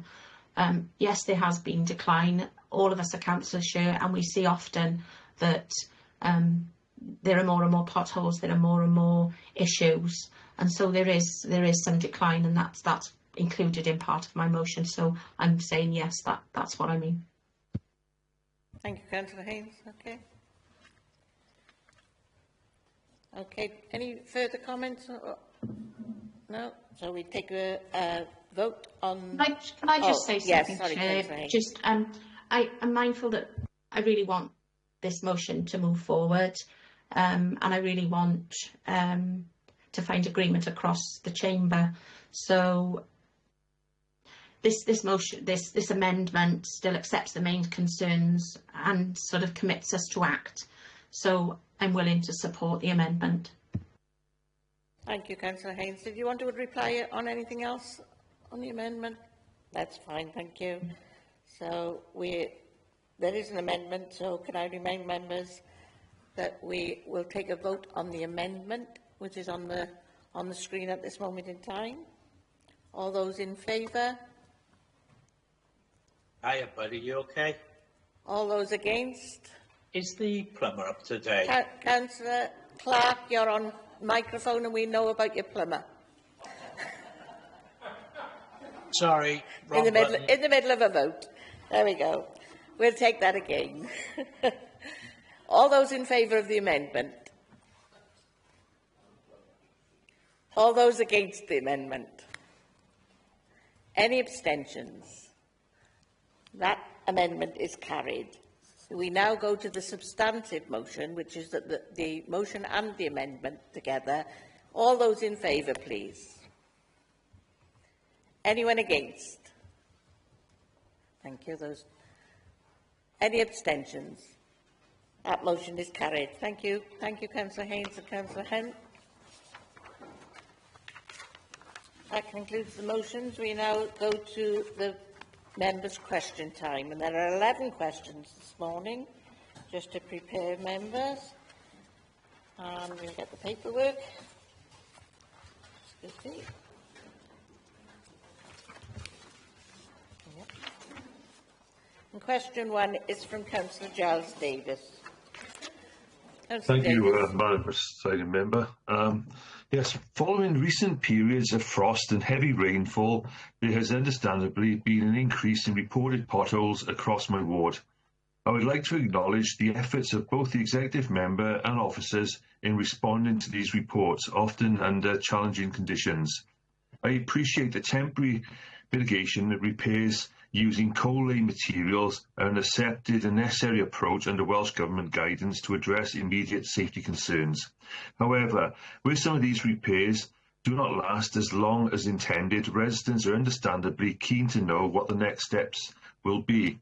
Could the Executive Member therefore outline the timescales the Council generally works to for progressing temporary pothole repairs to permanent repairs, and advise whether, where conditions and resources allow, officers are able to proceed directly to the saw cut, fill and seal method to improve durability and reduce the likelihood of repeat repairs? Thank you. Thank you, Councillor Davis. Councillor Mandiowi. Thank you, Councillor Davis, for your question, and thank you for acknowledging the efforts in responding to these reports from officers. I'd like to also take this opportunity to give thanks to officers and the teams out working in challenging conditions on the highways for all their hard work while they're filling and repairing the potholes. We've had an unprecedented amount of rain over the last couple of months. Derek Brockway highlighted Glenavon as the wettest place in Wales during January, not mentioning the frost and the snow that we've had. The teams have been working flat out in all weathers, so I'd just like to say a big thank you to them. The Council is committed to maintaining a safe and usable highway network with policies and procedures designed to identify defects, prioritise them appropriately and repair them in a timely and efficient manner. When a defect is deemed high risk, an emergency response within 2 hours is required to ensure that the highway is made safe without delay. In many instances, the filling up of a pothole is often a permanent fix. However, the depth of the pothole, the underlying condition of the road and the weather are all factors which may create additional problems to the road surface around it. In these cases, the initial pothole may need to be repaired and then programmed for a permanent repair within 12 weeks. During this period, further temporary fixes may need to be carried out. Officers are currently in the process of assessing where reoccurring temporary fixes are being carried out so the permanent fixes can be prioritised accordingly. In addition, our routine inspection regime is designed to proactively identify defects that require permanent structural repairs. We plan and prioritise repairs using a high-risk approach in line with the criteria set out in the Council's Highway Asset Management Plan. Thank you, Councillor Owen. Councillor Giles Davis, do you have a supplementary, or are you okay with that answer?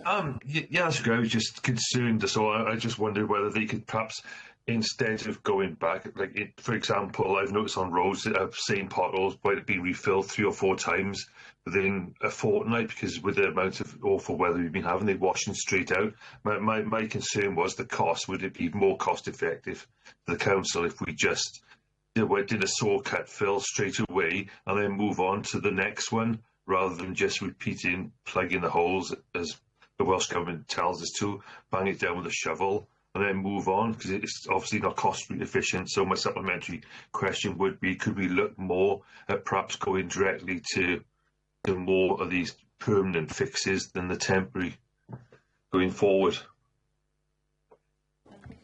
Yeah, I can ask officers to look at that, but again, it all depends on the condition of the road, the condition of what's underneath, you know, so sometimes a quick fix is needed until we can get a permanent repair out, but I will speak to officers about those possibilities. Thank you, Councillor Owen. Thank you, Councillor Owen. Councillor Giles Davis, you have question 2 to Councillor Joanne Gordon. Yeah, please. I wish to raise concerns regarding the dangerous condition of a number of fire-damaged derelict buildings within my ward, which are now deteriorating to the point that debris is falling onto the pavement and posing a risk to pedestrians and road users. I appreciate that there are a number of derelict and unsafe buildings across Torfaen. However, these particular properties are unique in that they directly overhang both the public footway and the highway. They have also been known to councillors and officers for several years, well 12, putting it, well, I've known about it for 12 meetings there, with concerns raised previously about their long-term stability. Given the increased risk to public safety, could the executive member advise what further action is planned and whether they would be willing to become personally involved in progressing this matter, including exploring the use of compulsory purchase powers or other appropriate enforcement measures to ensure the buildings are made safe as a matter of urgency before a serious structural failure occurs? Thank you, Councillor Davis. Councillor Joanne Gordon. Thank you for your question, Councillor Davis, and for providing the relevant photographs as well. Firstly of all, can I say I completely understand the worries of the local residents. The buildings are in a very poor state, aren't they? I want to assure you that building control officers are routinely inspecting the property to assess any risks relating to the elevation adjacent to the public highway and to assure that the perimeter of the site remains secure too. Over the years, these inspections have resulted in works being undertaken to alleviate a number of potential dangers. The team leader for building control has been in regular contact with the owners of the property with the aim of agreeing a suitable way forward that improves the overall condition of the buildings. For varying reasons, contact is now proving more difficult, so officers have recently sought legal and external advice to ascertain whether there are other reasonable and enforceable routes to resolve the ongoing issues at this site. The advice has been received and is currently being assessed and fully considered before any action is taken. This will be quite a lengthy and complex process. So I am concerned about the sorry state of the building, but more the potential for risk to public safety, and I have asked that I am updated at my regular briefings, and I will confirm that ward members have been updated on any developments. Thank you. Thank you, Councillor Gordon. Councillor Davis, do you have a supplementary on that?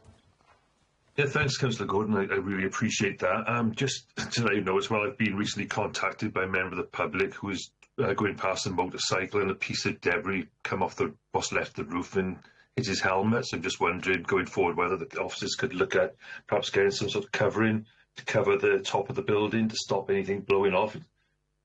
So I know it's not exactly a question, it's just I wanted to make you aware, that's all, about the seriousness of the building at the moment. Okay, thank you. Thank you, Councillor Davis. Thank you. Councillor Janet Jones to Councillor Mandy Owen.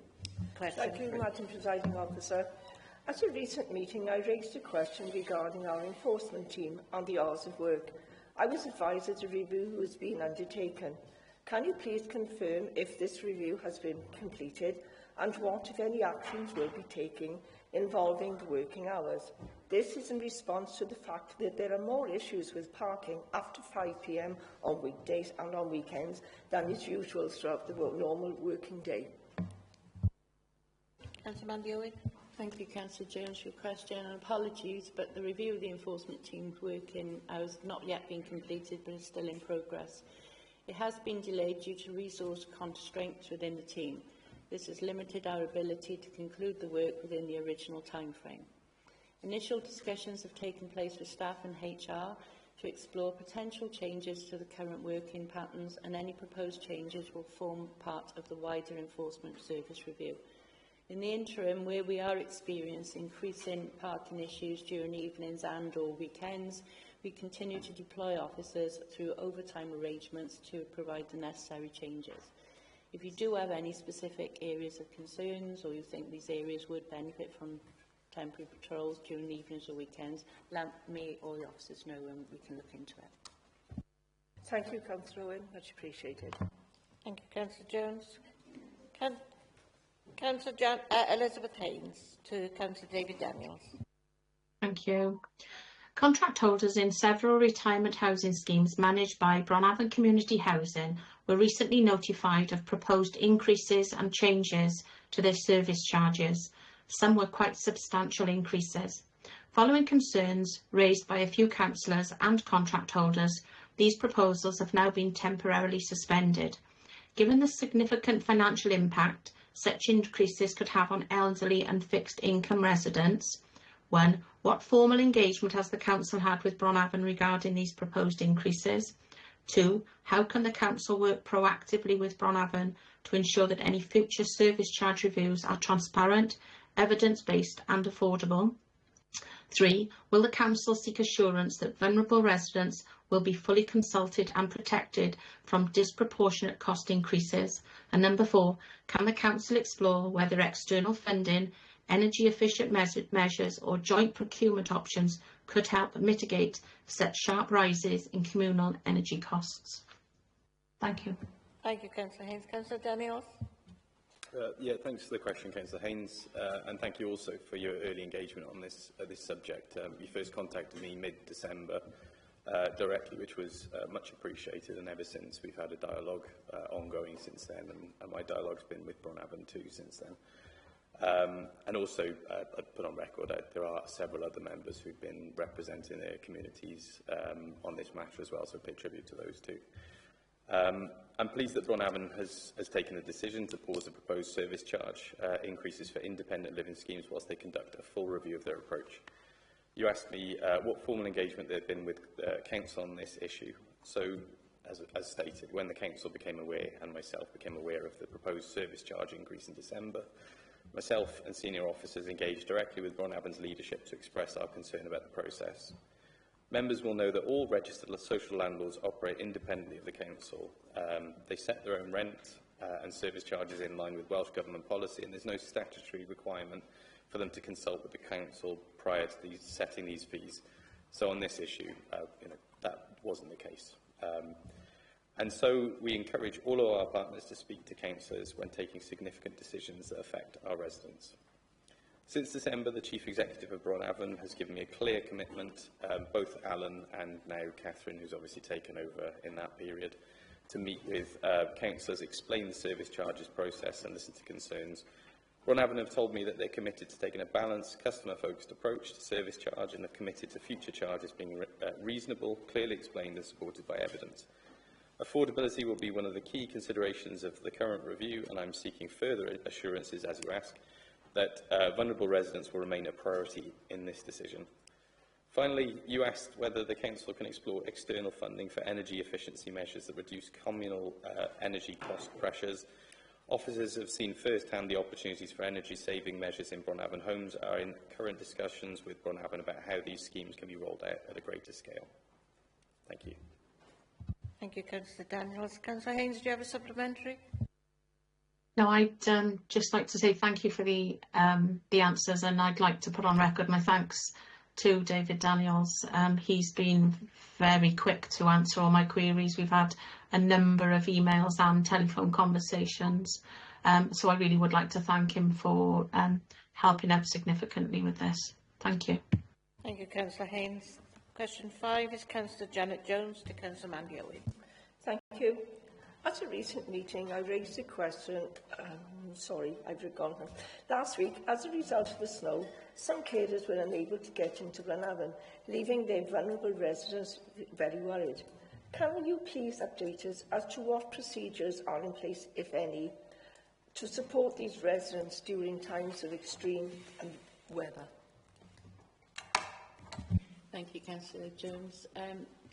The Council has a structured gritting plan in place to cover A and B roads, the main bus roads, key distribution routes and roads near schools, industrial areas and retail centres, which include many of our side roads.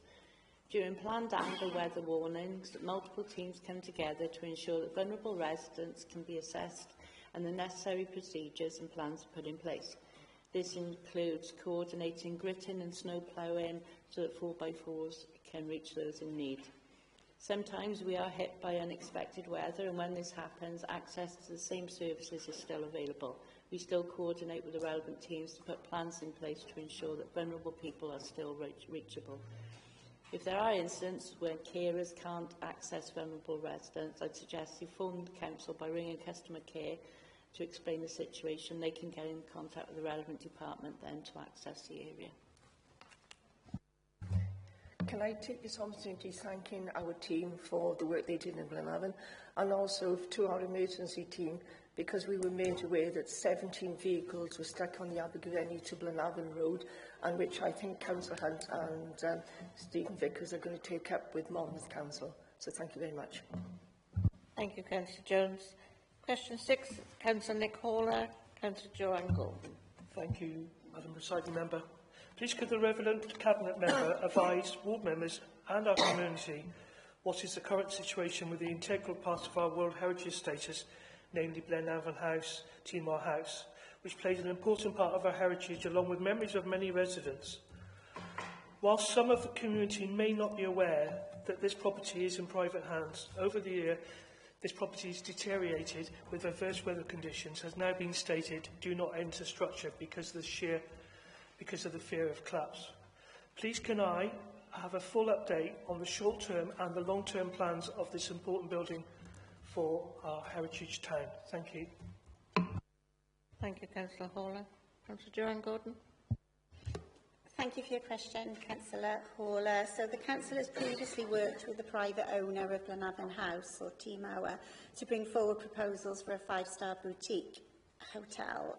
A Levelling Up Fund application was submitted to UK Government in 2022 to fund this aspiration, but unfortunately that was unsuccessful.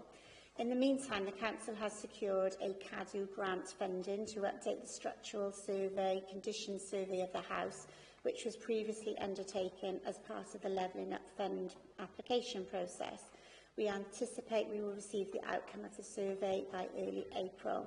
This report then will assess the current condition of the building and recommends any urgent works that are required to retain the building and protect it from further deterioration. And the report will also be used to help inform what future options are available going forward. And just to note that the restoration of the house is identified as a key priority within the approved Glenavon Town Centre placemaking plan and the approved World Heritage Site Management Plan. Officers remain focused on identifying and bringing forward viable proposals for redevelopment of the site. Thank you, Councillor Gordon. Any supplementary? Yes, sure. Thank you. Thank you for that update. I'm aware of what you've discussed.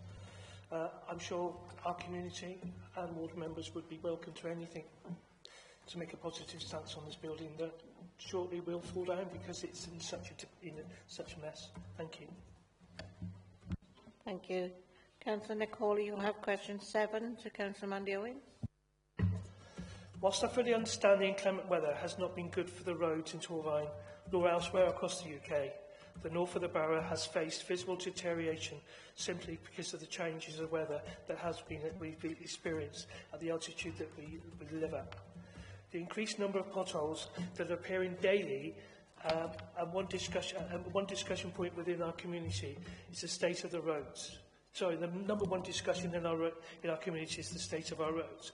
One particular road is getting a lot of attention via social media, residents calling the Glenavon to the Vartake Road the B4246 dangerous.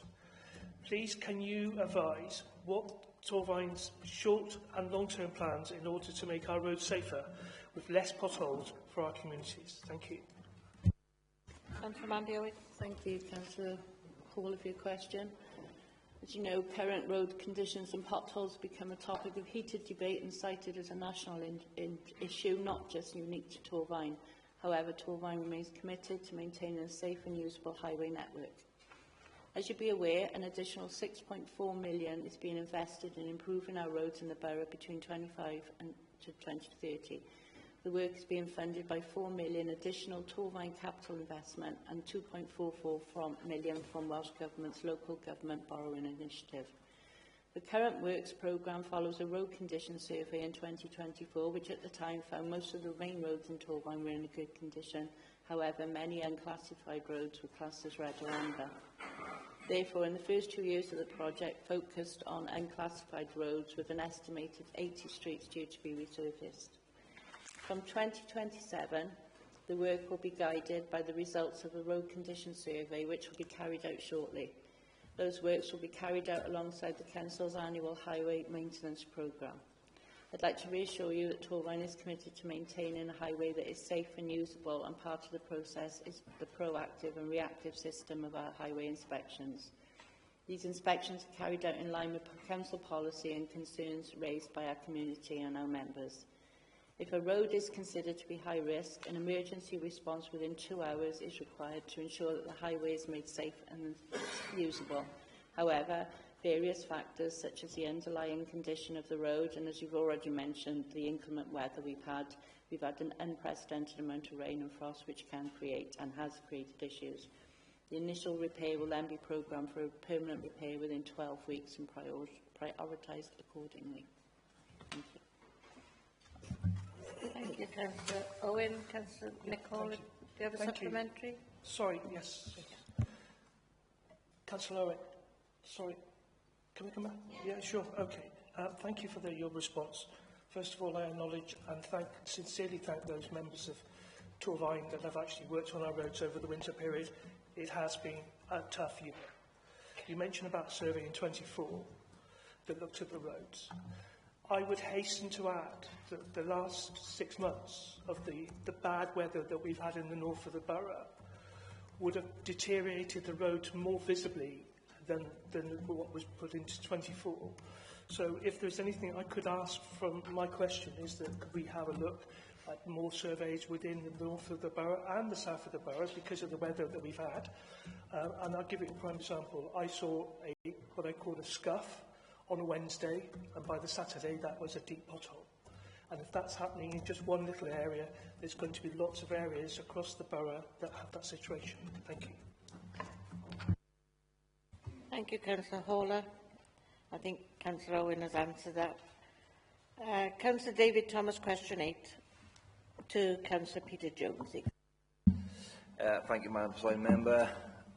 Can the Executive Member confirm whether the railway bridge from Llantarnam to the Bolton Lake is compliant with the Council's duty under the Equality Act 2010 and the Public Sector Equality Duty?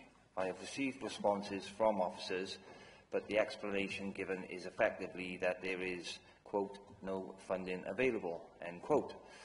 To address the lack of wheelchair access, can the Executive Member make it clear today, does this Council believe that a lack of budget removes or overrides the statutory duty to eliminate discrimination and advance equality of opportunity for disabled residents? If not, what specific funding route, capital allocation or reprioritisation will now be used to bring this bridge into compliance, and by what date? Thank you, Councillor Thomas. Councillor Peter Jones. Thank you for the question, Councillor Thomas. This step footbridge crossing the railway line was constructed some considerable time ago and predates both the Equality Act 2010 and the earlier Disability Discrimination Act 1995. The Equality Act is not retrospective, meaning existing structures do not automatically need to be upgraded to meet current accessibility standards.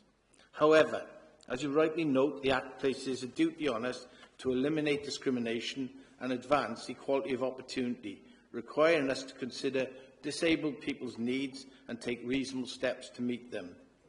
It appears from officer discussions that the Council has repeatedly reviewed whether improvements, specifically ramped access, are possible and concluded that this is not feasible or, in the Act's wording, a proportionate means of achieving a legitimate aim. The question suggests cost has been the only factor in assessing reasonableness. Practicality is also relevant. It is therefore fair to consider the capacity required for what would be a substantial project and whether directing significant financial and staff resources here would deliver the greatest benefit for disabled residents compared with other borough-wide improvements. The Welsh-specific equality duties also require us to involve people with protected characteristics in shaping our functions.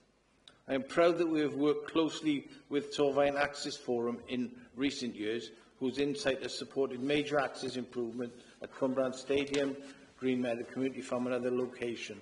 Their lived experience is essential in guiding priorities. The Council has also considered that alternative accessible routes to the boating lake exist, with improved disabled parking, suitable paths and active bus routes. Officers have been aware of accessibility videos produced by Torfaen People First, which were generally positive about access to the lake. So to answer the specific question, this Council does not believe the lack of budget alone removes or overrides our statutory duties, but other factors must also be considered. In a time of limited resources, we must access proportionality and prioritisation if our aim is to make Torfaen more accessible, doing so with disabled people. While perhaps not the response hoped for, we will continue to monitor the bridge's structural condition and remain committed to seeking a fully accessible solution over the longer term. Thank you, Councillor Jones. Councillor Thomas, do you have a supplementary to that question? Yes, I do, Madam Sorry Member. So I just want to be perfectly clear then. So the Executive Member, you agree that not having enough money is no excuse for failing to follow the Equality Act of 2010 and the Public Sector Equality Duty, which means that the Council must remove discrimination and help disabled people have the same chances as everyone else.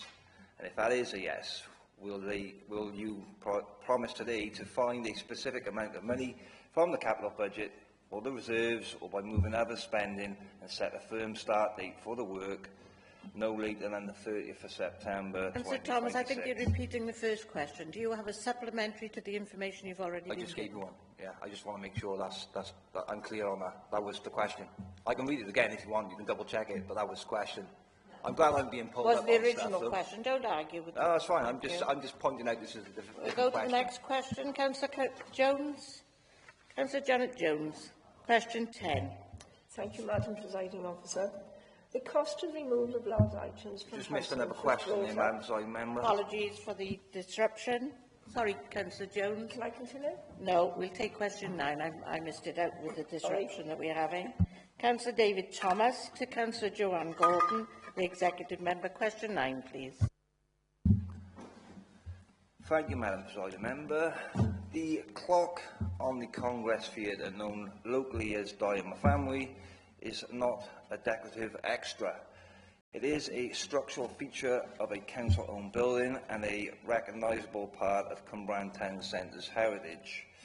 I have repeatedly raised this matter with officers. I have been told that the lease is silent on the clock and that on that basis responsibility is somewhat unclear.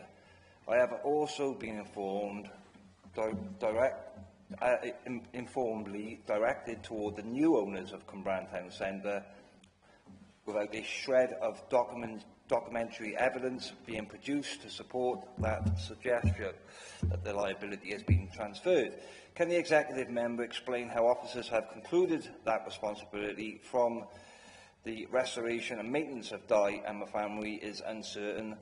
When the clock is physically attached to the forms part of the council-owned building under the lease, and what specific legal advice or documentation supports that position?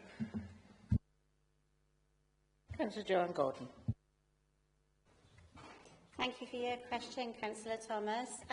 Following your recent communication with officers, they advise that legal advice has been sought to clarify this matter, and I can provide an update once we have that response. Thank you. Thank you. Do you have a supplementary to that information, Councillor Thomas? Yes, I do. I'm just making sure that this is going to sound exactly like a different question. So since the clock is fixed to the council's own building and the lease says nothing about who looks after it, does the executive member agree that the council as the owner stays responsible for fixing and maintaining the clock unless they can show clear proof otherwise? For your supplementary, Councillor Thomas. So you say that we own the building. We don't own the building, I'm afraid. We lease 2 buildings in Cwmbran Centre from LCP UK, one to deliver our library services and one that we sublease to the Congress Theatre.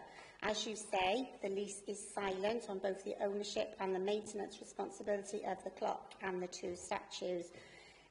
If we wanted to progress plans to reinstate the functions of the clock and the statues, then I would suggest a study would be needed to confirm that works would be both viable and that the functions can be restored without noise interference to performances at the Congress Theatre. Thank you.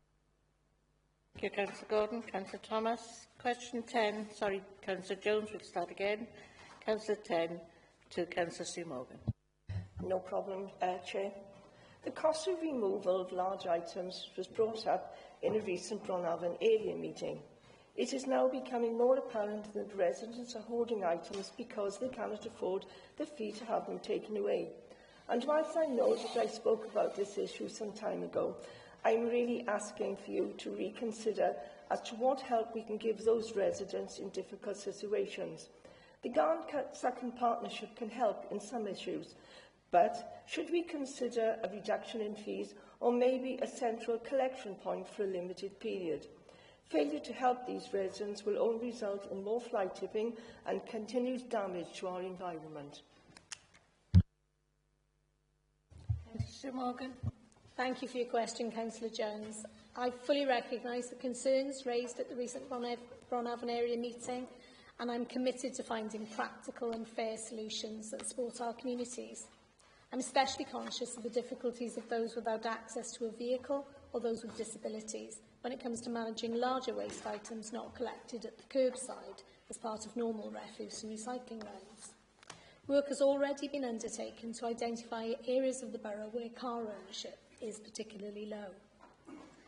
We already work closely with third sector partners such as the Garn-Sucken Partnership, who can collect good quality reusable furniture at no cost to residents.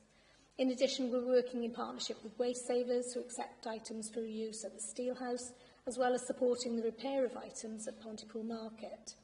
This helps those who are unable to afford a bulky waste collection, while also supporting refuse and preventing perfectly serviceable items entering the waste stream. But I'm keen that we explore further partnerships of this type to ensure they are accessible across the borough.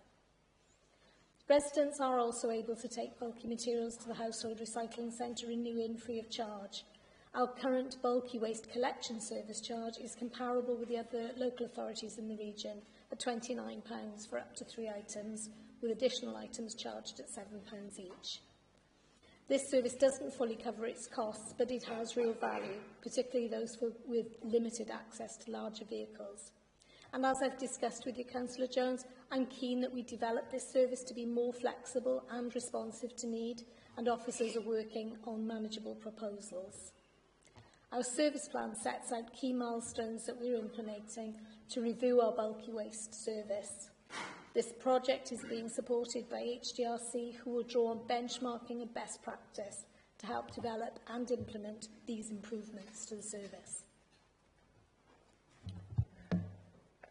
Thank you, Councillor Morgan. I look forward to having a closer working relationship so we can address these issues which are causing problems north of the borough. Thank you. Thank you both. Councillor Liam Coles, question 11. Thank you, Madam Presiding Member. Glenavon is recognised as a UNESCO World Cultural Heritage Site and one of the most complete 19th century industrial landscapes in the world. Its global significance lies not only in its ironworks and mines, but in the distinct culture of solidarity, self-education and collective action that emerged here and is presented today through a wealth of cultural and community organisations. Blaenavon Town Council is developing a bid for UK Town of Culture 2028 to use this cultural legacy to drive skills, youth opportunity, civic pride and regeneration. Will Torfaen Council endorse this expression of interest and support its development in partnership with Blaenavon Town Council and other partners? Thank you. Mr Gordon. Thank you for your question, Councillor Cowles. Firstly, can I say that the discussion paper that the Town Council is using currently to engage with the community is beautifully written, and it shares a deep knowledge of the heritage and the culture of town. The activities to drive civic pride, skills, youth opportunity and regeneration in Blaenavon perfectly align with our council's priorities. So yes, absolutely. Of course, we will endorse the expression of interest and do hope the application will be shortlisted so we can support development of a full application as a partner to the Town Council. Thank you. Thank you very much, Councillor Gordon. Thank you. Thank you both. That concludes the 11 questions today. Takes us to agenda item 17, which is the Cabinet decisions of the 13th of January 2026. Cabinet decisions start on page 321 of the agenda and are for the Council to note. There were no challenges to any of the decisions. Any members wishing to comment or ask a question? No? Can I ask members if they agree with the recommendations to note the Cabinet minutes? All those in favour? Any members against? Any abstentions? Thank you. That's noted. Date of next meeting. For your information, members, the next meeting is scheduled for Tuesday, the 23rd of April, 2026 at 10 a.m. Thank you for attending the meeting and a happy Easter to you all.